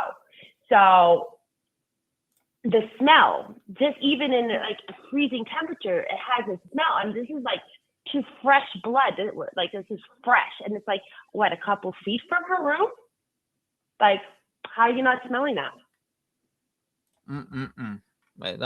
I mean, that's, and there was allegedly a lot of blood. I mean, if we go to this model here that I have, that I just had up on screen before, and we pull up, let's go. All right, so I'm gonna take us to the back door real quick and pull this up. You got so much blood coming out the side of that wall down in that, because that allegedly that was put out as it was blood, correct? You know what I'm talking about? Yeah, but see, in the blood there's going to be a lot of body fluid because like it's being stabbed, like multiple stabs. So your bowel fluid, all this stuff is coming out. So it's fresh blood is if you look at that, but there's also a lot of body fluid in that. Now, people are I don't know. There's a lot of people saying, well, it could be the defense and it could be this and that. But all I know is this. I know the definition of a material witness is a witness whose evidence is likely to be sufficiently important to influence the outcome of a trial. And that's what it says on this document. And people who are saying this document is fake or could be fake, Sleuthie Goosey would not post a fake document, by the way. She's very well known in the true crime community. And a material witness is a witness whose evidence is likely to be sufficiently important to influence the outcome of a trial. So it has some whatever it's for, it has validity, whether it's for the defense or you want to say it's for the prosecution. It's going to be impactful. See, the thing is, people keep on talking about the age. Mm-hmm. Okay, age can make you do not decisions or mind thinking of someone maybe who's more mature. But even if you're a young person, smell doesn't discriminate against age, and a time gap doesn't discriminate. So there's like missing pieces here, and you're hearing, like, even you're 22, but you still can hear. You didn't hear someone fighting for their life. I think that sound is very different from partying, because they keep on saying it's a party house. Okay, but partying, people are laughing. Someone's fighting for their life, being stabbed to death. Wouldn't that be like a different sound? Yeah, for sure. I just don't know, like, how, and it's not like she was downstairs or she was next door. I know people don't agree with my opinion, and they keep saying, you know what, but it's your opinion, and as long as you believe it, I'm fine with it. As long as you believe what you're saying, I don't, you're not following. It's not like you're following a narrative. You're following what you believe. I respect it, whether I respectfully disagree or I respectfully agree. I respect your opinion. Well, this is the thing. There's facts, and the facts are there. So the fact is that there's an 8-hour gap between, like, how, like, even in the morning, like, the lady before suggested she was asleep, she's okay, but wouldn't there be a dog barking? Like, doesn't she wake up to let the dog out? Wouldn't the dog be barking because I had to use the bathroom? Like, I don't know. I've seen all this stuff about, like, there's a lot of drug talk in this case, and it's like because people's parents were into drugs and shit like that. I mean, how many people in this chat have drug charges or had drug charges in their past or anything like that? Just because you have drug charges or somebody's family member has drug charges doesn't mean that there's automatically a drug ring going on. And that's just that. I put that out there. If there's a drug ring going on, bring some receipts that prove it. Don't just bring me somebody's background that shows that they have drug charges, and it could possibly be because you can grab anybody that has drug charges and say, well, it's possibly drugs involved. Even without drug charges, it could possibly be drugs involved. So what I'm saying is that you gotta bring receipts that prove there was drugs involved. When people make statements, what does the drugs have to do with this, though? That's what I'm confused on. No, a lot of people. No, I'm saying I'll be reading the chat, and there's a lot of people that seem to think that the cartel was involved and that. Please. All these different things, but I've yet to see any receipts to prove it. There has to be documentation out there to prove, not just documentation, not only just documentation, but evidence of that. And is there any? Where is that evidence? If anybody has it, is it cartel against Xana's mother? You mean? Is that or with the students? Some people use that. Some people use a bunch of different things, and I respectfully disagree with that stance. Even though if somebody called me up and talked about it right now, I would let them talk about it because that's their opinion. But in general, when it comes down to that stance, I want to see receipts that prove there was drugs involved. Show me. Her mother was a drug user, and I think that's where they're getting this from. Because and her mother doesn't look like she's part. She just looks like it's unfortunate. She just looks like a woman who is just on the run and who's on the street doing drugs. She doesn't look like she's part of anything. I don't know. My thing is look, I'm not bashing the people who think drugs are involved because we can speculate all day. I think a lot of different things that I speculate on. Say it's speculation. Don't say, there's drugs involved. I have receipts because I've seen that. I've seen people say that. Well, show me those receipts. And then when I get the receipts sent to me, it's a bunch of fucking background checks that don't mean shit. They're background checks. That's not showing me there's drugs involved. That's showing me you know how to have a little bit of amount of drugs in the house, but I'm not a high volume of a drug. It's just like party drugs, recreational drugs. There could have been a little, I don't know, cocaine or whatnot, but I don't think in a high volume of drugs. I think that's just people are just they always have to grab onto a theory and blow, you know? I mean, we all got theories. I got one. We all do. I mean, I get it. I get what you're saying, but in general, like, it's just a part of when we make these claims.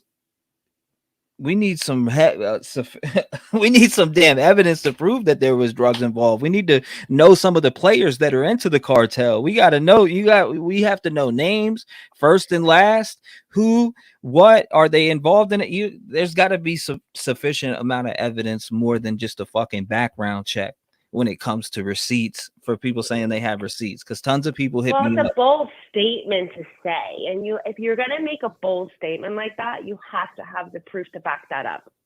Exactly. Like, I mean, Because I've had just somebody tell me hearsay that at this Christy point. Gonsalves is a money launderer. You know what I'm saying? I've had somebody tell me that, and they have zero evidence to back that up. It's just a claim they made. Like, literally no receipts to back that up whatsoever.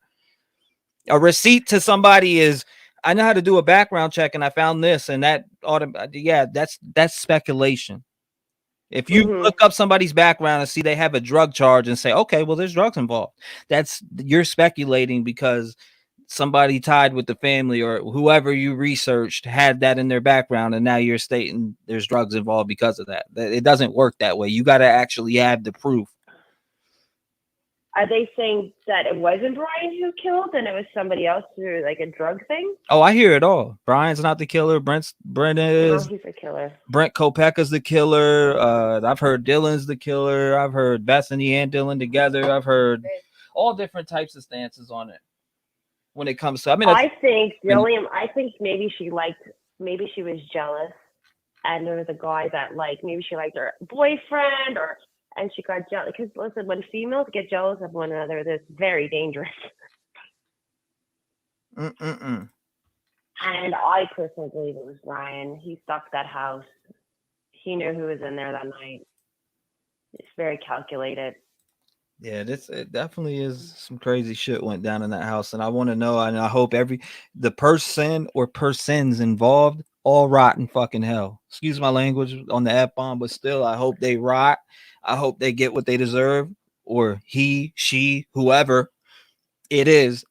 I want to see the justice play out on them. And do you think Dylan's involved? Do you think she has something involved? I mean, I question the 8-hour gap. Absolutely.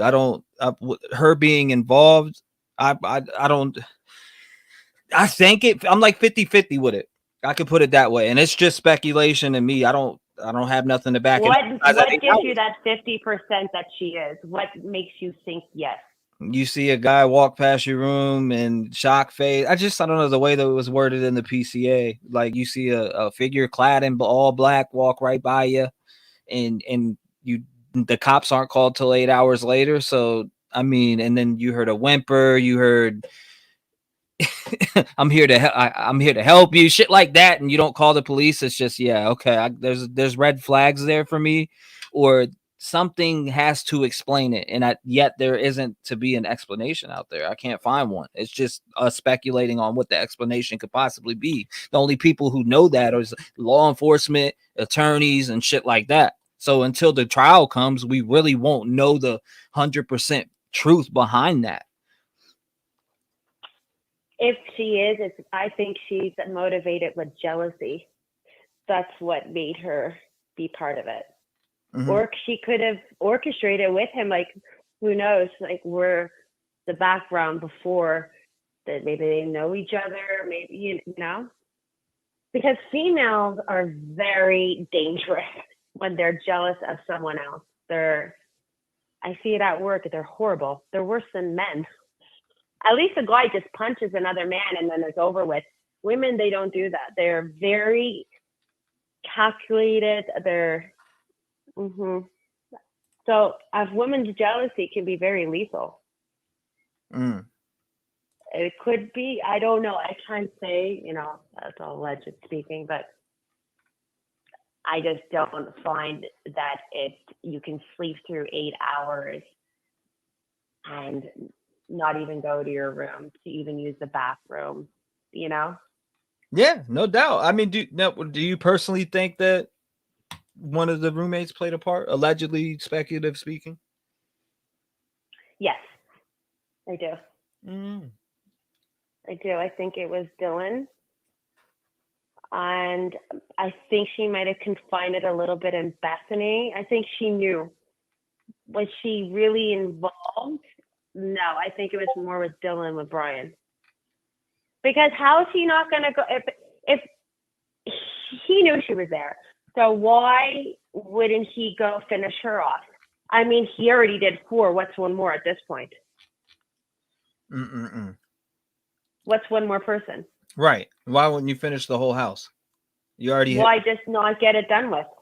Right. Why would you risk having one person alive that could say and describe you and go against you? Mm-hmm. Why would he risk that? That's a big gamble. That's a huge gamble. Why would you gamble something like that? Oh my God! Right? Agreed. I made that statement so many times. Like, why would you leave 2 people, and then especially somebody who's seen you?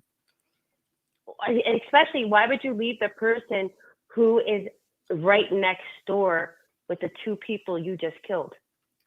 And not the only one that, downstairs, he can't really. This one's next door. We're talking 10 feet away, where the door's open.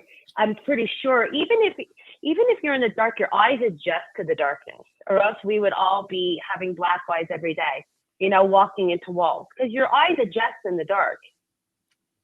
And he was stalking before he was already in the dark because it was done at nighttime, so his eyes are already adjusted. right. It's not like he went in the day, he went in a dark house and he doesn't, his eyes are adjusted at this point. So how can he not be aware that there's a girl literally 10 feet away that's going to see you and you won't kill her?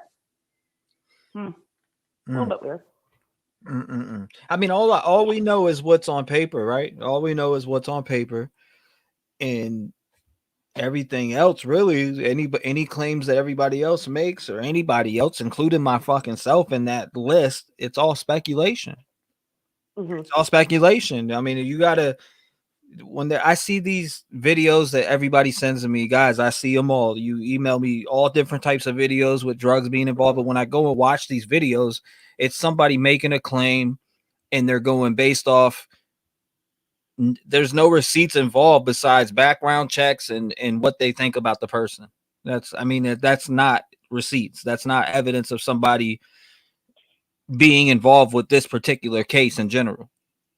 But who are they? I see the drug. I still keep getting. Who are they saying that's involved with the drugs? Like Enan Hars, Xana's mom, tons of different people. Xana's mom, Enan Hars. They owed money and they're coming to kill these people. Yeah, shit. A bunch of different theories on that. No, they would just kill the person that they owe money to. What's the point of killing somebody that doesn't owe you the money than the person that does owe you the money? Right.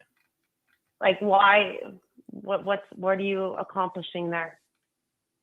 I just think people are just trying to find something to blame or something new to talk about. Mm-hmm. And I think they're getting sidetracked with this whole drug thing. I don't even really think it's even going to be mentioned in the courtroom. I think it's going to be mentioned that if she goes on stand, then the truth, the lawyers are going to know she's a 22-year-old girl. He doesn't have experience with, a dog lawyer that's going to rip her to shreds. What does she know? She's a kid. Exactly. Why leave a witness? Yeah, people say that in chat too. It's a lot. Why leave a witness? About leaving the witness that's 10 feet away from you? Like, just obviously just stating. Well, it shows that he knows. I was going to be a killer. I'm not going to leave someone who's next door standing there who's going to be able to tell the cops. It shows basically to me that he, she, whatever, him, them, whoever you want to call them, knew exactly where they were going.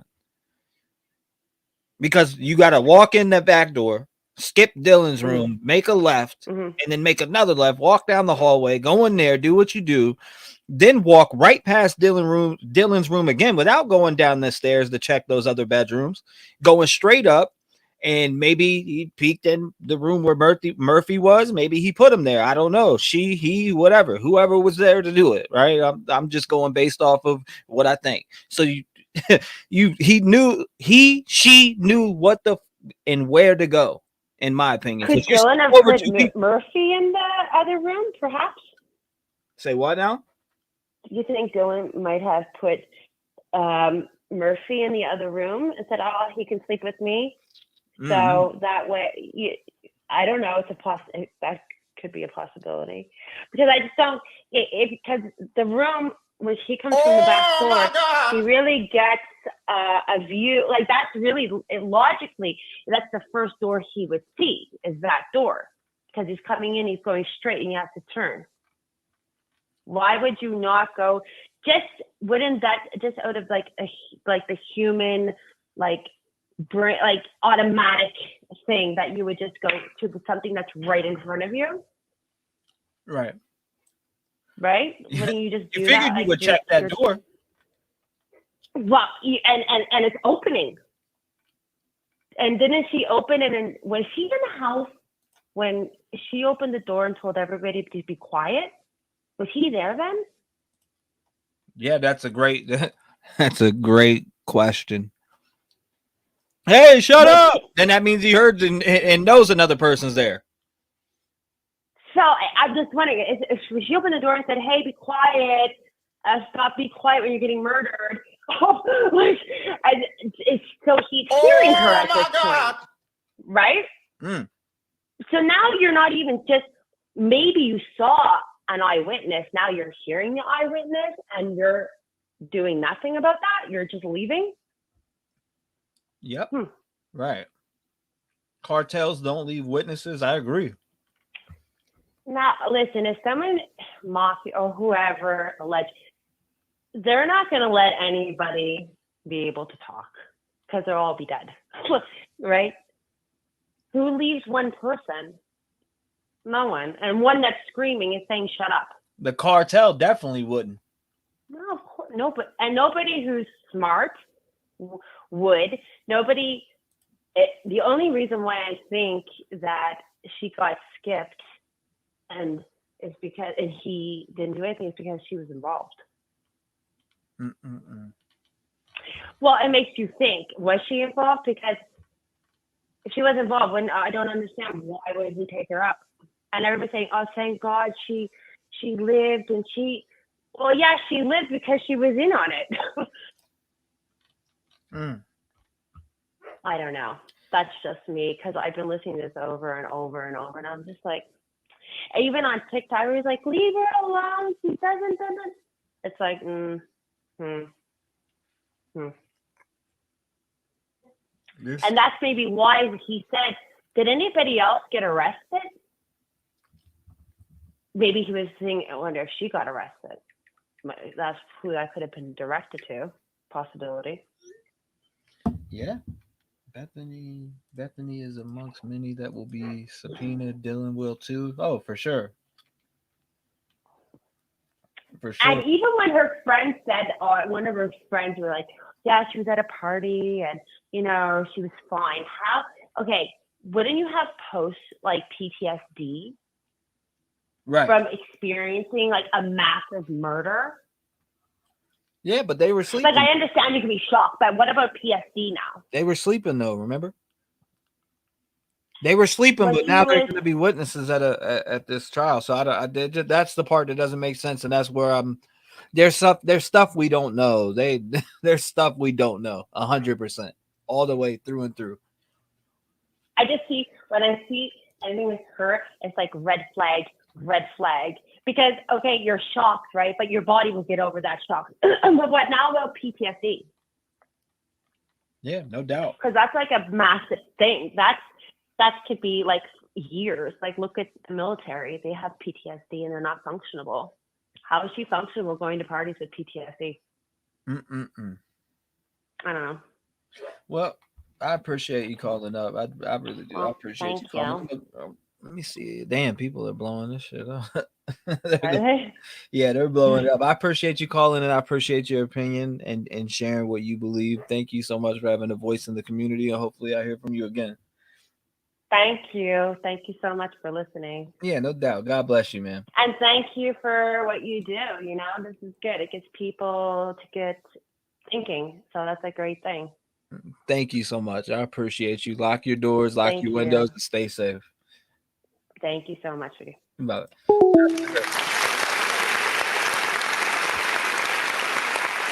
Shout out to her, man. Shout out to her. I appreciate it. Let's see. Let's open it up. Let's see who gets through. 219-885-9693. So this is all Nevada right here, guys. I researched and Googled off screen over here has come up Nevada. 818 is never too late. You're on the line. What's going on? Hi, can you hear me? Yes, ma'am, I can. What's going on? Hey, T-REV. I just wanted to add something. I've never been a true crime person, but this case caught my attention. I actually live in Idaho. I just recently moved here from California, and I actually was called into jury duty for a murder trial in February. Oh, my God. I have a lot of I didn't get picked, but I was the last 30. They didn't pick me because I said that you needed more evidence to convict somebody of murder than of theft. And they said, no, you needed the same amount of evidence for either theft or murder. Right. But the thing that's driving me crazy in this case, listening to everybody, I went to a very big party school, a huge party school, one of the biggest in the country. And I lived with all sorority girls. I was not in a sorority because I transferred in out of junior college. I was right across the street from the school. And everybody in my complex was Greek. And we had parties all the time, but we knew the activity of our house. Right. And we always woke up super early after drinking and partying to eat and have water and go to the bathroom. None of us ever slept dead silent till noon. And even if one of us was exhausted and didn't get up, there was other girls that, everybody had a different schedule. One of my roommates was a super early, she got up no matter what at 8 o'clock. And it was like this story that nobody knew anything until noon is bullshit. I'm sorry. I lived in an area that was all Greek, and everybody had different activity in their homes. But when you have more than 4 roommates, there's somebody who gets up early. You hear the noise in the house, even if you're passed out in your bed. You hear activity in the home. You know what is the normal noise for your house. And I just don't believe that nobody knew anything until, that timeline. It's actually ridiculous. It's insulting, in my opinion. I think that this is going to be a big problem at trial. Is that whole 8-hour gap and especially it's actually and you like were I awake. said, I went to San Diego State University. I lived across the street from the Greek University, from all the Greek houses. I was in a house with 4 sorority girls, and nobody ever slept until noon. And I lived next door to the Greek guys, the frat guys. There was always somebody getting up in everybody's house before noon, well before noon. People had classes early. People had, to go work out. People had sports. People had other things going on in their life, work, whatever. So the whole area would have had activity. There would have been noise. They would know the noise in their house. And if it was just one girl, if it was only Dylan in the house, you might be able to say, okay, Dylan always sleeps till 1 o'clock. Maybe she was the 1 o'clock roommate. But there's 2 roommates that survived. And I find it highly unlikely that 2 of them were normal sleepers that slept until noon. My roommates all woke up early. We were always starving. Early in the morning, we would go get brunch, and then we'd go home and crash. So even when we had late nights, partying our butts off, going to the club, doing after hours, we were up by 9:30. We would powwow in the living room, and we weren't all best friends. We were, some of us were not that close, but this was kind of our routine. And then we would go eat, and then we would, maybe some of us would go do our daily activity, go on a date or go whatever, and some of us would just lay around in bed. But I've never had any roommates in college that slept like that. And that's just, and my son's in university right now. He's at IU, and he's at a party school, and I asked him, he has 4 roommates, and he said there's never a day that all 4 of them are sleeping until noon. You hear the noise from your roommates. It's just a fact. So it's like, huh? So do you think that in general what is your thought with them to be exact? Well, like I said, because I'm not a true crime follower, so I don't know all these other cases. The reason this case caught my attention was because of the original story that came out right after the discovery of the dead bodies was that I think the original story was it was 11 hours till the cops were called. Then they shrunk it down to 8. And I was like, hell no, I can't. I mean, this is incomprehensible to me in my college years that you knew even if a roommate's door was shut, you knew like at a certain time you wanted to tell them a story from the night before, and you're like, okay, it's 10 o'clock, I'm going in there. And also you knew everybody they hooked up with, you knew the traffic coming in and out. There's no stories of the hookups in that house, which is highly suspicious to me because the hookups are the first thing I would want to know. If I was a detective, I would want to know everybody that was hooking up in that house for the last 2 months. Exactly. Because historically, these hookups can be the people that usually have that kind of passion. And the mayor of the town had said originally that this was a crime of passion. So originally we were told that this was a one-off, it was targeted, and then we were told it was a crime of passion, and then now we're told it's a psycho serial killer who lived in 40 minutes away for 3 months. He worked full time, was a PhD student, and he decided to go stalk people that he didn't stalk because he just drove up 5 minutes before he gets out of his car and goes into a house and kills them. And everybody that keeps saying that his car was there, no, we don't know for a fact that his car was there. It was a white Elantra that was there without front license plates. So they're saying that it's his car because Pennsylvania doesn't have front license plates. But hello, you can take off your front license plate in 2 seconds with a screwdriver. Like, I mean, this whole story just frustrates me because it's so nonsensical. There's no sense to this storyline. It's just like it's like a B movie. Like if I'm watching this is a really bad script. It's not well written. So now you talked about the white Elantra, and so what you think? Do you think it's him or no? Well, I have no idea. I don't need to know who did it. I know that at this point, with what they've given us and seeing everybody jump on the bandwagon and say he did it and he's the killer and he looks crazy because the first picture we see of him is in a straitjacket with crazy eyes because he was woken up at 4 a.m, and shocked and put in a straitjacket, and they took a picture. I mean, if they did that to any of us, we would look like psychopaths. So, well, the thing is that his touch DNA is at the scene. Okay, touch DNA could be admissible in court, correct? But his touch DNA was at the scene. So now there should be physical evidence to back up the rest of the story. They touched DNA though because they found the sheath after the fact. It wasn't even on day one that they found it. It's he could be the person, and if he is, he should fly. I mean, this is not a team sport. This is not like who's right, who's wrong, and it could be somebody we've never heard of that committed the crimes. So, but from the information we have so far been given, the fact, it's actually frightening to me. The people that are like, I know Bryankohberger did this. He is the murderer. He did this. And it's like, I look at it like, what if I was charged for something and I was innocent? I'm actually frightened that this is the population that could be my jury. Like, there's no common sense. And it will be. No, you know what I'm saying? It would be in general. If your case was that viral, I mean, mostly everybody's heard about this case. Right. But if somebody's setting you up touch DNA at this point, we know that that's pretty, I mean, maybe It's maybe he was admissible. there. But for the kind of crime that this was, there would be so much more. Let me give you an example. There was recently a dentist in, I think, Texas or Utah or something, who killed his wife, or he's a suspect of killing his wife. But we have a person that worked at the dental office saying he ordered the cyanide or whatever the poison was to the office.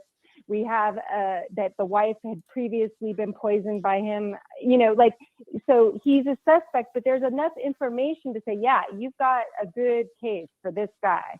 The case against Bryankohberger is like, okay, we have a white Elantra that we don't even know that it was his white Elantra. I mean, they haven't given us a license plate that drove by. They haven't given us a picture of him in the car at the scene. We're just told a white Elantra, and we were also told there were 22,000 white Elantras in that area.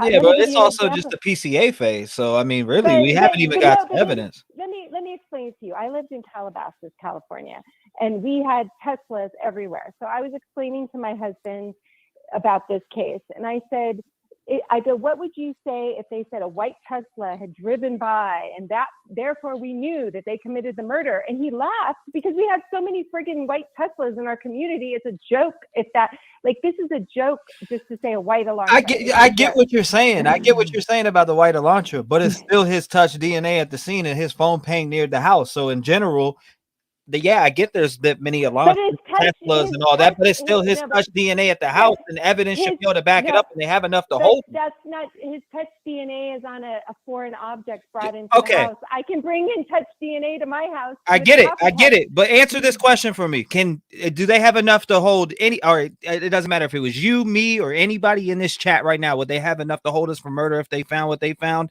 and we drove exactly what they drove? If it wasn't Bryankohberger, it was me or anyone in this chat or you, would they have enough to hold you? Yes or no? I don't agree. I don't believe at this point they do, because in my opinion, why is he in jail? The only thing they have that we publicly know is the touch DNA, because the white Elantra at this point publicly, we don't have a license plate and we don't have a picture of a driver. So I don't even know that he was in a white Elantra at that location at that time. So at this point, the only thing we have is touch DNA that was found on a knife sheath, which is a foreign object that was not even found on the day one of the search of the house. It was found on day 2, I believe. So we're talking about touch DNA that could have easily been entered. They did not interview this man ahead of time. They did not, which is very obscure, because usually you interview people to catch them in a lies, which you can actually use in court. So like, if they had interviewed him and said, what were you doing that night? And, he lied, that could be admissible in court.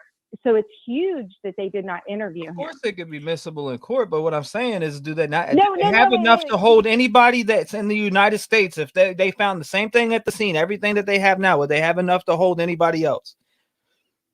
They would hold every single one of us, no matter which one of us it was. They would hold us if they had that evidence. T-REV, I think you have a bias that you want to believe it's Bryankohberger. Wrong. But that's what because you're shouting me down and you're not listening. I'm not shooting you down. You're not hearing what I'm saying though. I'm hearing what you're saying, but you're not hearing me. Do they have enough to hold him? Is what I'm saying. Screw a bias. I don't care about being biased. I listen to I listen to people all day. Have you watched my channel that much? I listen to people all day, and every single speculation, anything that you can think of, and I don't even say but at all. A lot of your callers agree with you, and I'm not disagreeing. A with lot you. of my callers agree with me. Are you serious? They don't even closely agree with me. They tell me Bryankohberger is the killer and all different types of shit. They don't agree with me. Maybe two or three, or maybe a small amount of them do. Some do, some don't. Not everybody agrees with me, but this community is mixed, full of opinions of a bunch of different things, a bunch of different angles. Well, I'm not trying to argue with you. I'm just explaining to you the things that I find questionable. And again, I'm not a true crime person. I'm a civil, I'm just a regular human being out in society. This case frightens me by the mob job that's going on against somebody, and I'm looking at the actual facts. We had something extremely crazy. There was no police called for 8 hours until noon. This wasn't like this happened at 3 and the police were called at 8 a.m. This is like crazy amount of time. Then we have a police station that's only a half a block away. They were on the band field videotaping that night up until at least 3:30 a.m.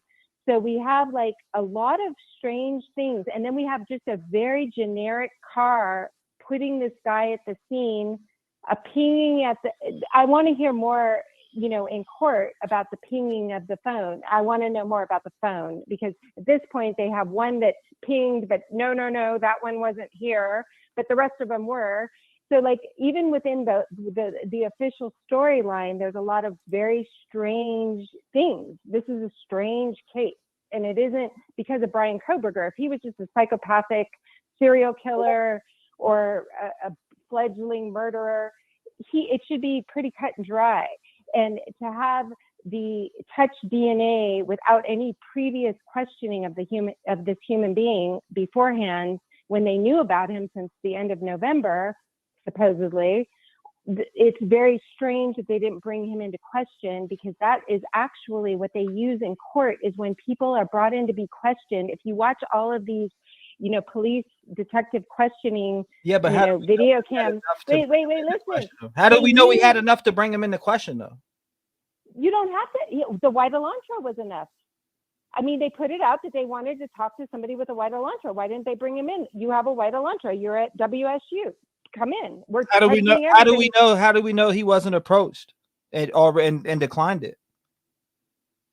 We don't know that. That's what I'm saying. There's information we don't know for a reason. Even nobody. There's information we don't know. All of us to the public don't know. That's why there's so tight of a gap. But we also know they never said, "Oh, we tried to question him," and he said no. They didn't put that in there either. So they don't have to. The problem is everybody's filling in storylines to make him be the person.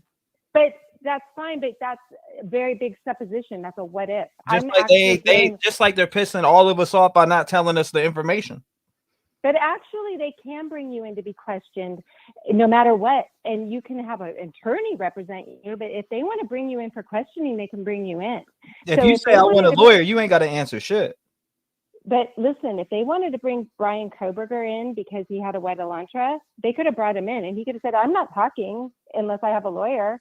And the lawyer could have said, he's not going to talk to you. But they can still bring him in, and he would then have to say, I'm not going to speak with you, and my lawyer said I shouldn't.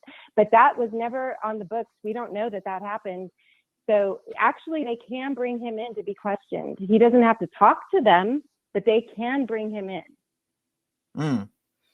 All right. So if the cops come and pick me up right now and say I want a lawyer, you think that I'm gonna get questioned and I'm gonna have to answer these questions? The only time those questions will be answered, that's not what I'm my attorney. Okay, let me put What do you you in mean? a position.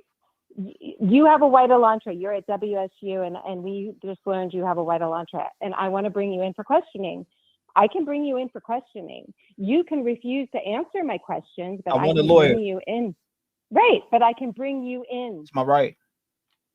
That's legal. I know that's my right. I want a lawyer, so there's no more questioning after that fact. Right, but on the books, I have said I brought him in and he refused to answer the questions.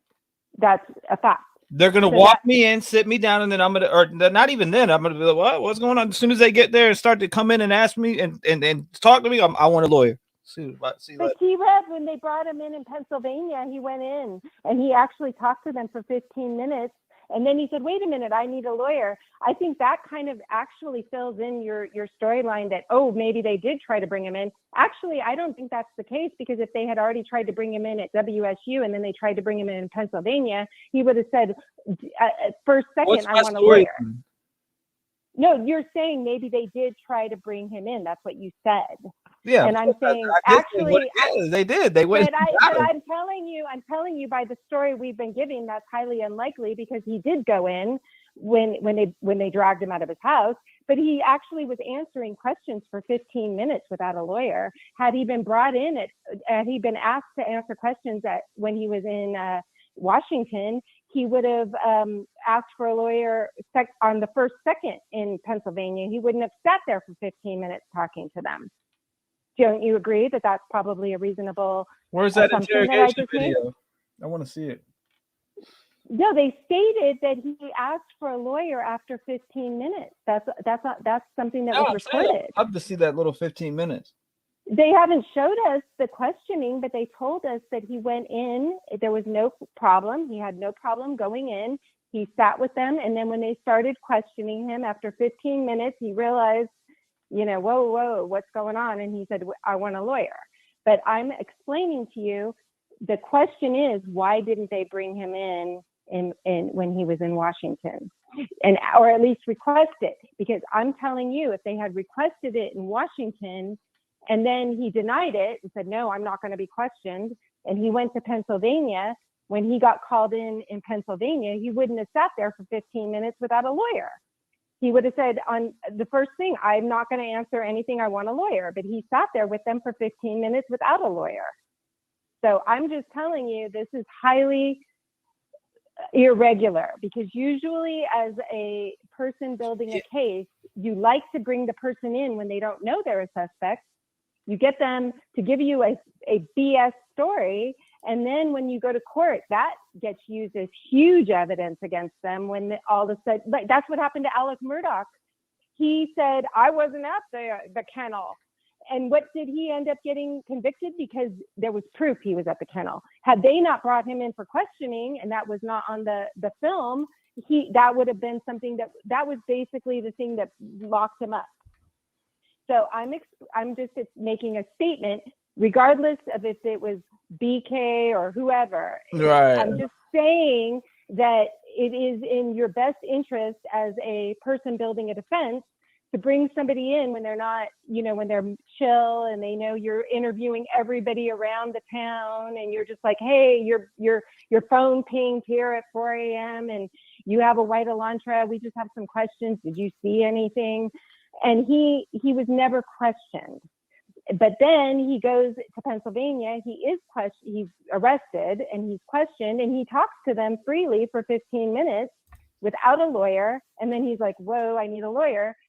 But had they questioned him in Washington, they could have got a ton of information to bring to court against him if he was lying. That's just a fact. I'm a lay person. I'm just I'm not a true crime person. I'm just saying that my rational mind goes, I put myself in the position of the person. Like, if this was me, and I'm like, I think that this is the touch DNA doesn't mean anything to me, because if I don't want to respond because I'm biased. Well, the problem I'm just listening saying to you now at this point. The reason that the touch DNA doesn't mean anything is there should be so much other stuff. They told us the crime was a disaster, that it was a mess. So there should be something more substantial than a touch DNA, which can be brought into the house. I can bring in my son's DNA to your house with a cup. I can bring in, anybody's DNA into your house. Plus, this house had a lot of DNA a lot about in the true house. crime. Well, I'm a rational thinker. So I spend a lot of time exercising my mind to think through things, because I used to be reactive and emotional, and I've worked a lot not to be an emotional. I mean, I'm obviously emotional. That's part of being human, but I try to calm my emotions and make decisions based on reason. And it's actually hard, because we as a society have been trained to believe what we think. And if we think it, therefore it's right. And you have to deconstruct your own, bias, and just look at it through the prism of, if this was you, if this was your kid, if this was your family, and if he is the person who did this, then there's going to be enough evidence he's going to prison. But if he isn't the person, or if there were more people involved, it's not fair to the people that were murdered, that everybody isn't brought in, or that he's, innocent and brought in. I don't know who did it. He could very well be the person who did it, but the timeline is extremely short. The evidence is not, slam dunk at this point with what we know. Well, of course, And but it's the PCA, it's breadcrumbs. But when everybody keeps saying, "Oh no, it was They the just whitey showed you. lingerie," They just showed you what is enough to hold him and hold anybody in this country. but the thing that is highly irregular is the car. They did not give us a license plate when they were looking for a whitey Lantra, and he did the 3-point turn. All that'll be explained. We're at the PCA part. All that's going to be explained. They haven't even explained themselves. But in a lot of since this murder has happened, and I've been interested in it, I've been watching other crimes, and I've been looking at what they bring them in on, and it's much more substantial than what he's been brought in on. That's all I'm saying. Like that lawyer, Much more substantial. I could show you one right now that would blow your mind. That wouldn't even be close to this case of what they had in the PCA. So go back and watch some more stuff. Well, I'm saying that this has a lot more than usual PCAs do have in them. But what does it actually have? But anyways, I'm going to take this call. It's been like 20 minutes. I'm giving everybody 5 minutes. I appreciate you. God bless you. You have a great day. Thank you. 772 is going on. You're live. Hello. Hey, what's going on? You're live. Hey, T. It's, I got to know. What's going on? I just wanted to go over a couple things calmly. Back to where we started about that paper that you have up there on the screen. Ain't nobody fitting to fucking come up here and try to disrespect me, say I'm biased, and think they're gonna talk over me. Hit unsubscribe and get the fuck off my channel. Get the fuck out of here! About that. I was trying to let that all go, but I don't play that shit. Don't get out. Don't come at me like that. Hell nah. You got me fucked up. Especially when I give people voices and let her talk for like 25 minutes. Get out of here with that shit. I'm not playing, man. Fuck that. There's some point where you can't be Mr. Nice Guy no more. You call me biased and come up with some shit. I have my own opinion on this case, but this lady definitely never listened to my channel before. And I wasn't sure don't want you part of that unsubscribe button and tell all your friends to unfollow me also along with them. Fuck out of here with that shit. Well, it's Saturday and you should be having a nice evening, and that was all unnecessary. And the whole continuous, I'm not a crime person, but sliding in those crime theories and concepts that really had no basis is what was throwing me a little sideways. Yeah, no, I was just trying to say to her, look, they have enough to arrest anybody in this chat, me, whether it was me or everybody in this chat or me or anybody in the USA. What they have in that PCA is enough to hold us till our day in court. Period. And I have to agree with, because everybody that knows you agrees with you. So I guess I'll go along with that. And I don't always agree with you, but I'm just saying that for joking. But if they don't have enough to keep him, they got to have something. You can't keep somebody in jail from December 29th till the present without something substantial. Even if you don't have bail, you can go to Oregon or New York City and smack somebody in the head with a baseball bat and go home the next morning. So they got to have something substantial. And we will see that eventually, I believe, because I do believe he's the perpetrator. I feel a little weird coming in after that call, but here I am. So let's look at that paper up on the screen. I looked up all those attorneys. All those attorneys and the judge are from Nevada. So they're all representing this young lady, Bethany. And I think the goal for all of them is to make sure that she does not have to appear in Idaho. And that's not going to work because I've been subpoenaed as a nurse for a rape case and whatnot. And I got a subpoena. I didn't know I got a subpoena. It was left somewhere else. And the police come and pick you up, and they will escort you to the courtroom. So, and I believe they're going to subpoena everyone. It's not just her, which makes me wonder why this has been leaked.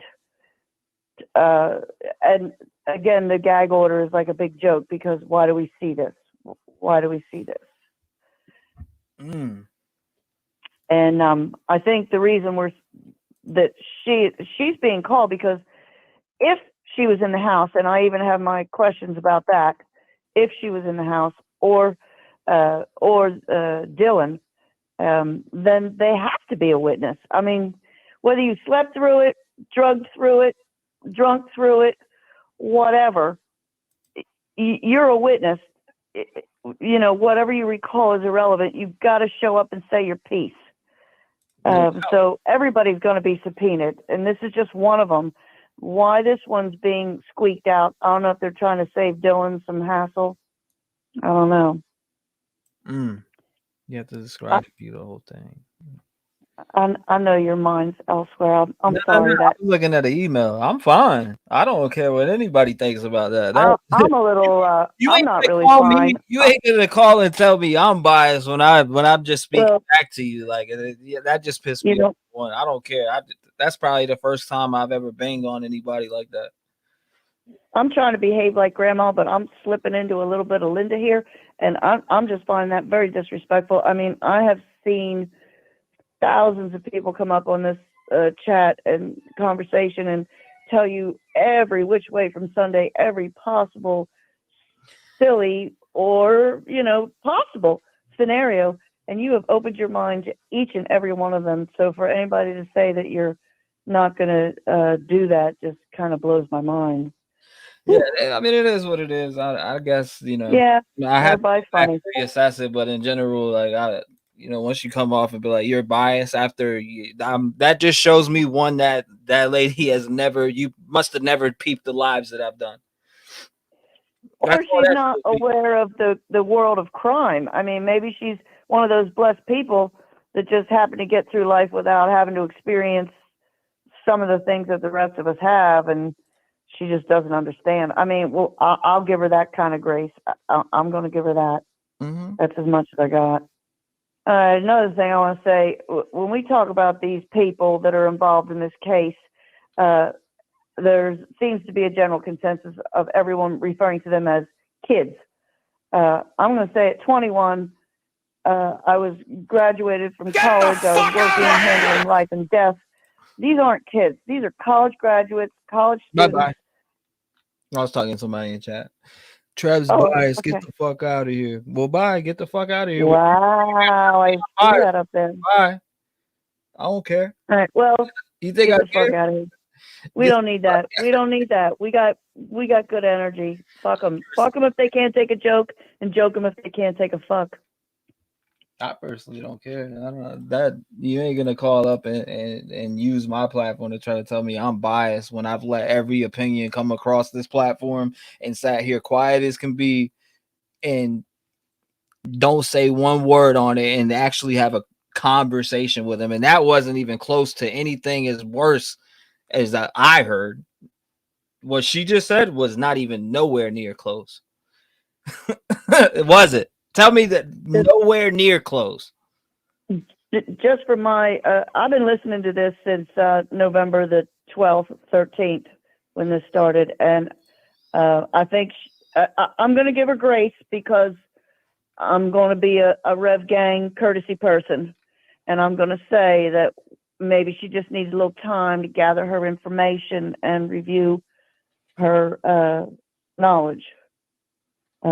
But I'm also not going to accept anybody speaking to you in such a fashion. I got a lot of things I could say, but I'm going to behave here because, no doubt. I mean, everybody has their own opinion. It's a rough world out there. It's a fucking rough world out there. There's people trying to hit us up from every which way from Sunday. I guess I don't know if she's used to like Dolly's phone calls because he's a little aggressive with his phone callers. I don't know if she's used to that type of talk because she came off a little aggressive to me off the rip on anything I spoke back to her. That's what I interpreted from that last phone call. It was like her being aggressive, like maybe I was on the defense and I really wasn't. I was just saying, hey, you could. If the police come and arrest me right now for a crime, I say I want a lawyer, that's a wrap. You're not getting nothing out of me. I've been through the system before, so I know. And there's 3 answers to every question a cop asks you. Yes, no, and I don't remember. Those are your only 3 answers. That's it. That's it in a court of law. Yes, no, and I don't remember. There is no other conversation. Now, if her theory holds true, and they believed that they were on to him in Washington, and they would have pulled him in at that point, then they would have blown the whole case. I agree with what I agree with what Protected just said 1,000%. I don't know that she was wrong. She was just rude. That's all I took for. That's what pissed me off was the rudeness. Fuck. Yeah, I don't care. It was How many people call me with the craziest shit ever. I don't. I respect. If you believe that, I respect you. I respect it. Yeah. You know what I mean? If I say something back and then you act, I don't know, then just say, oh well, you're biased. Well, okay. Well, if I'm biased, then call somebody else's platform and talk to them. Well, she wasn't really knowledgeable. I do think Brian. I do think Brian did this. But I happen to agree, but all your callers agree with you. No, I don't always agree with you, but I've said this from before he was arrested. I told you this back in my first call back in November. I said it's one man, it's a serial killer / multiple killer, whatever the term is, and it's one person, and he did this, and I've stood by that from the get-go. I'm always willing to listen to everybody else's opinion because, I've been wrong 1,000 times. I can be wrong right now, but you certainly do open up the floor, and that's the whole reason why people come here is because everybody's theory is accepted, and nobody's right, nobody's wrong. We don't fucking know. None of us know. Exactly. I could be wrong. And until the shit hits the fan, and like you said, this thing in June, this whatever that proceeding is, that's not going to give us all our answers. We're not going to have all the answers then. It's going to be years. And we may not have them then. But I just don't appreciate, I'm going to talk quietly because I want to talk quietly. I want both of us to talk quietly. No, but Protected spoke it well. Just the rude. It's just rude. I'm never rude to nobody. And no, you're not. I am for a reason. And there's a really pretty way. Like if you had like Karma come on up here, she could tell you to go fuck yourself, and you'd be like, oh, thank you. I'm going to do that right now. Because there's ways to say things. You know what I mean? There's ways to say things, and there's ways to not. And maybe that young lady just doesn't have a skill as to how to go about expressing her opposite opinions. But yeah, I don't think calling anybody rude is going to get you anywhere. It's just not. It's bad karma. It's bad. It's not good.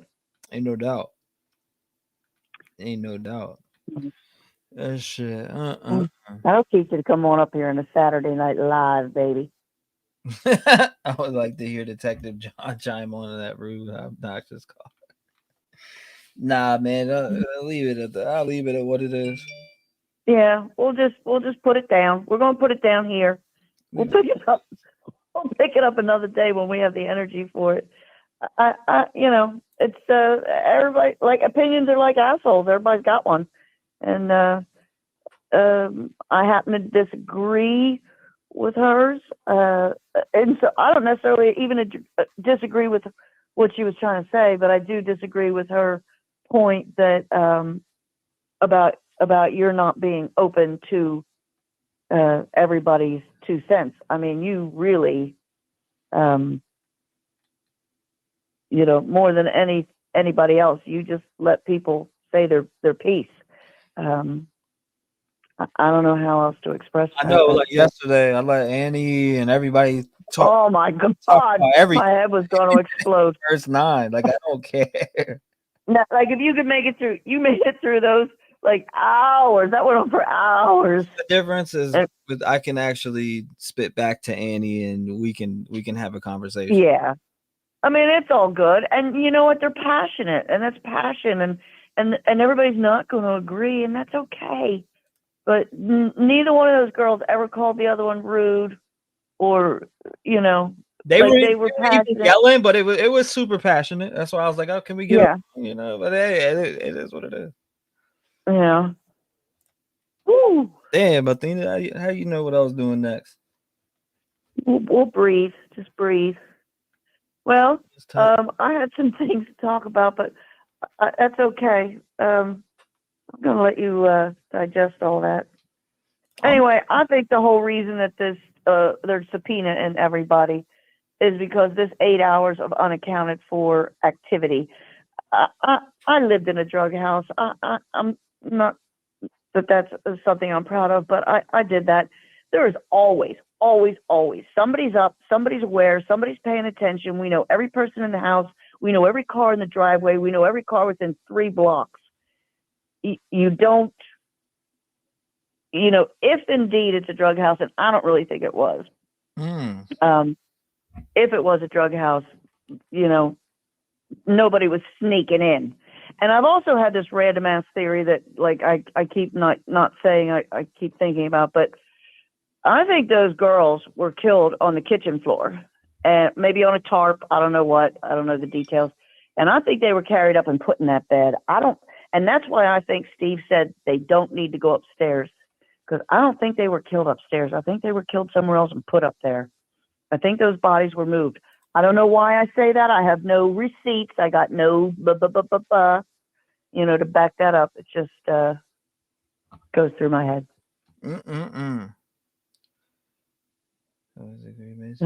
Another thought to throw out there. So how you doing, T? I'm chilling. I was just gifting the chat. Oh, you're gifting again? Yeah, I just very generous. I just gifted the chat like 10. What an asshole you are. You're gifting shit now? After lying to people? I'm just kidding. You know that. Oh, hell no. I don't like spiders. No, I don't like that either. I'll debate you all day, but, like, I don't know. Hell, all right, I'm going to... Spiders.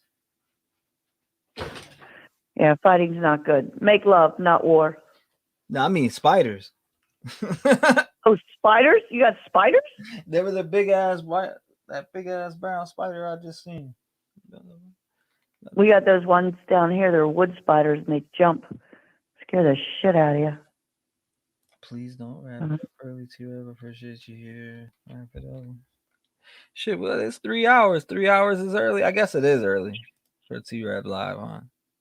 It's like 20 minutes to 11 here Eastern Standard Time. Bing bong. Bing bong. I'm gonna let you take another call. Maybe somebody else can give you some more insight. I don't know that I. Oh, look, Papa Sal's got chest pain. Well, I hope he's all right. Does he really? No, I think the chat got him all wound up. That conversation. That's so funny. Gotta love the Papa. Oh boy. All right. Well, T, I'm gonna let you go. Agree with T-REV will get the gifts. That doesn't even make sense because you can't choose who gets the gifts. No, you can't. I tried to do that to give them to specific people, and you can't do that. You can't give them to specific. No, like, it's random. It's a random. Yeah, it's a random draw of the dice. Bing bong. Bing bong. Yeah, I ran. That was a spider. I saw that spider. That big ass brown spider just came crawling up. Okay. I was moving some stuff in my closet the other day, and I thought there was a big ass spider on the floor, and it was a little plastic one left over from Halloween. Scared the fuck out of me. Oh. Well, Linda, I appreciate. I'm going to let you go. You go ahead. Linda, listen, Linda, listen, Linda. Listen, Linda. Bing bong. It's not Linda tonight. It's just me. Linda will come back another night, I'm sure. I appreciate you calling in. All right, Rev. You know we love you. You know we respect you. You know we just support everything that you got going on, and don't you let them people fuck with you. No doubt. I'm good. I'm chilling. All right. You just gotta sometimes you speak your mind. And that's what I did. So, people. Yeah.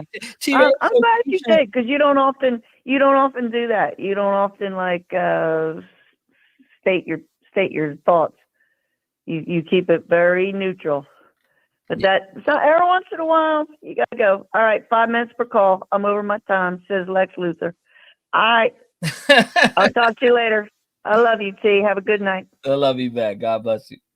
Bye. Later. Like Shout out to lock your doors. She was gonna say, lock your doors. You hear?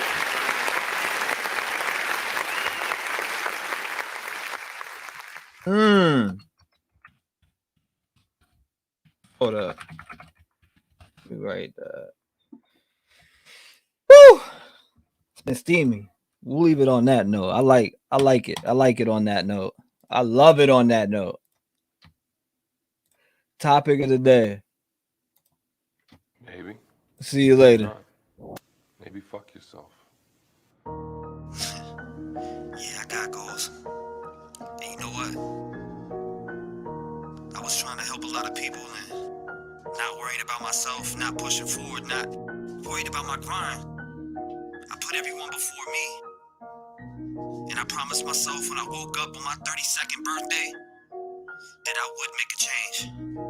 And I'm gonna stick to that.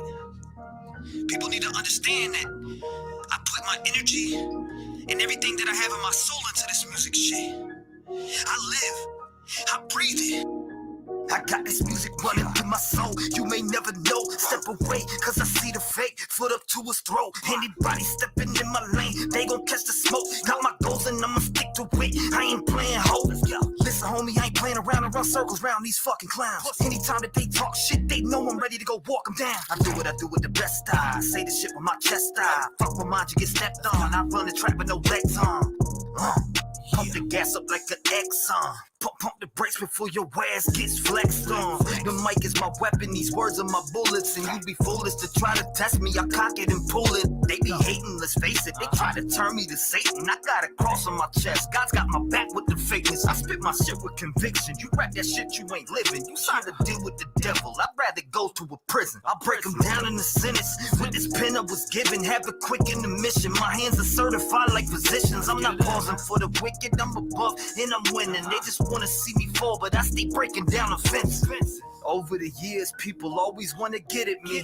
No matter what, they try to turn me to an enemy. I had a lot of folks become a fucking friend of me. They stab me in the back once they get every bit of me. Get rid of it, I'm done, dog. Back away, cause I'm pissed off. You better stay your way. If you know what's up, you better get lost. I'm the big boss, call me Jigsaw. When they get a taste, it's like withdrawals. I can chop through any beat like a swing around blades from a fucking chainsaw. Back up, act up, run them over like a Mack truck. The only time you seen a G is from that keyboard that you whack from. Homie, I've been through the struggle, overcame all of the stumbles. If you ain't made a mistake, then you ain't never see trouble.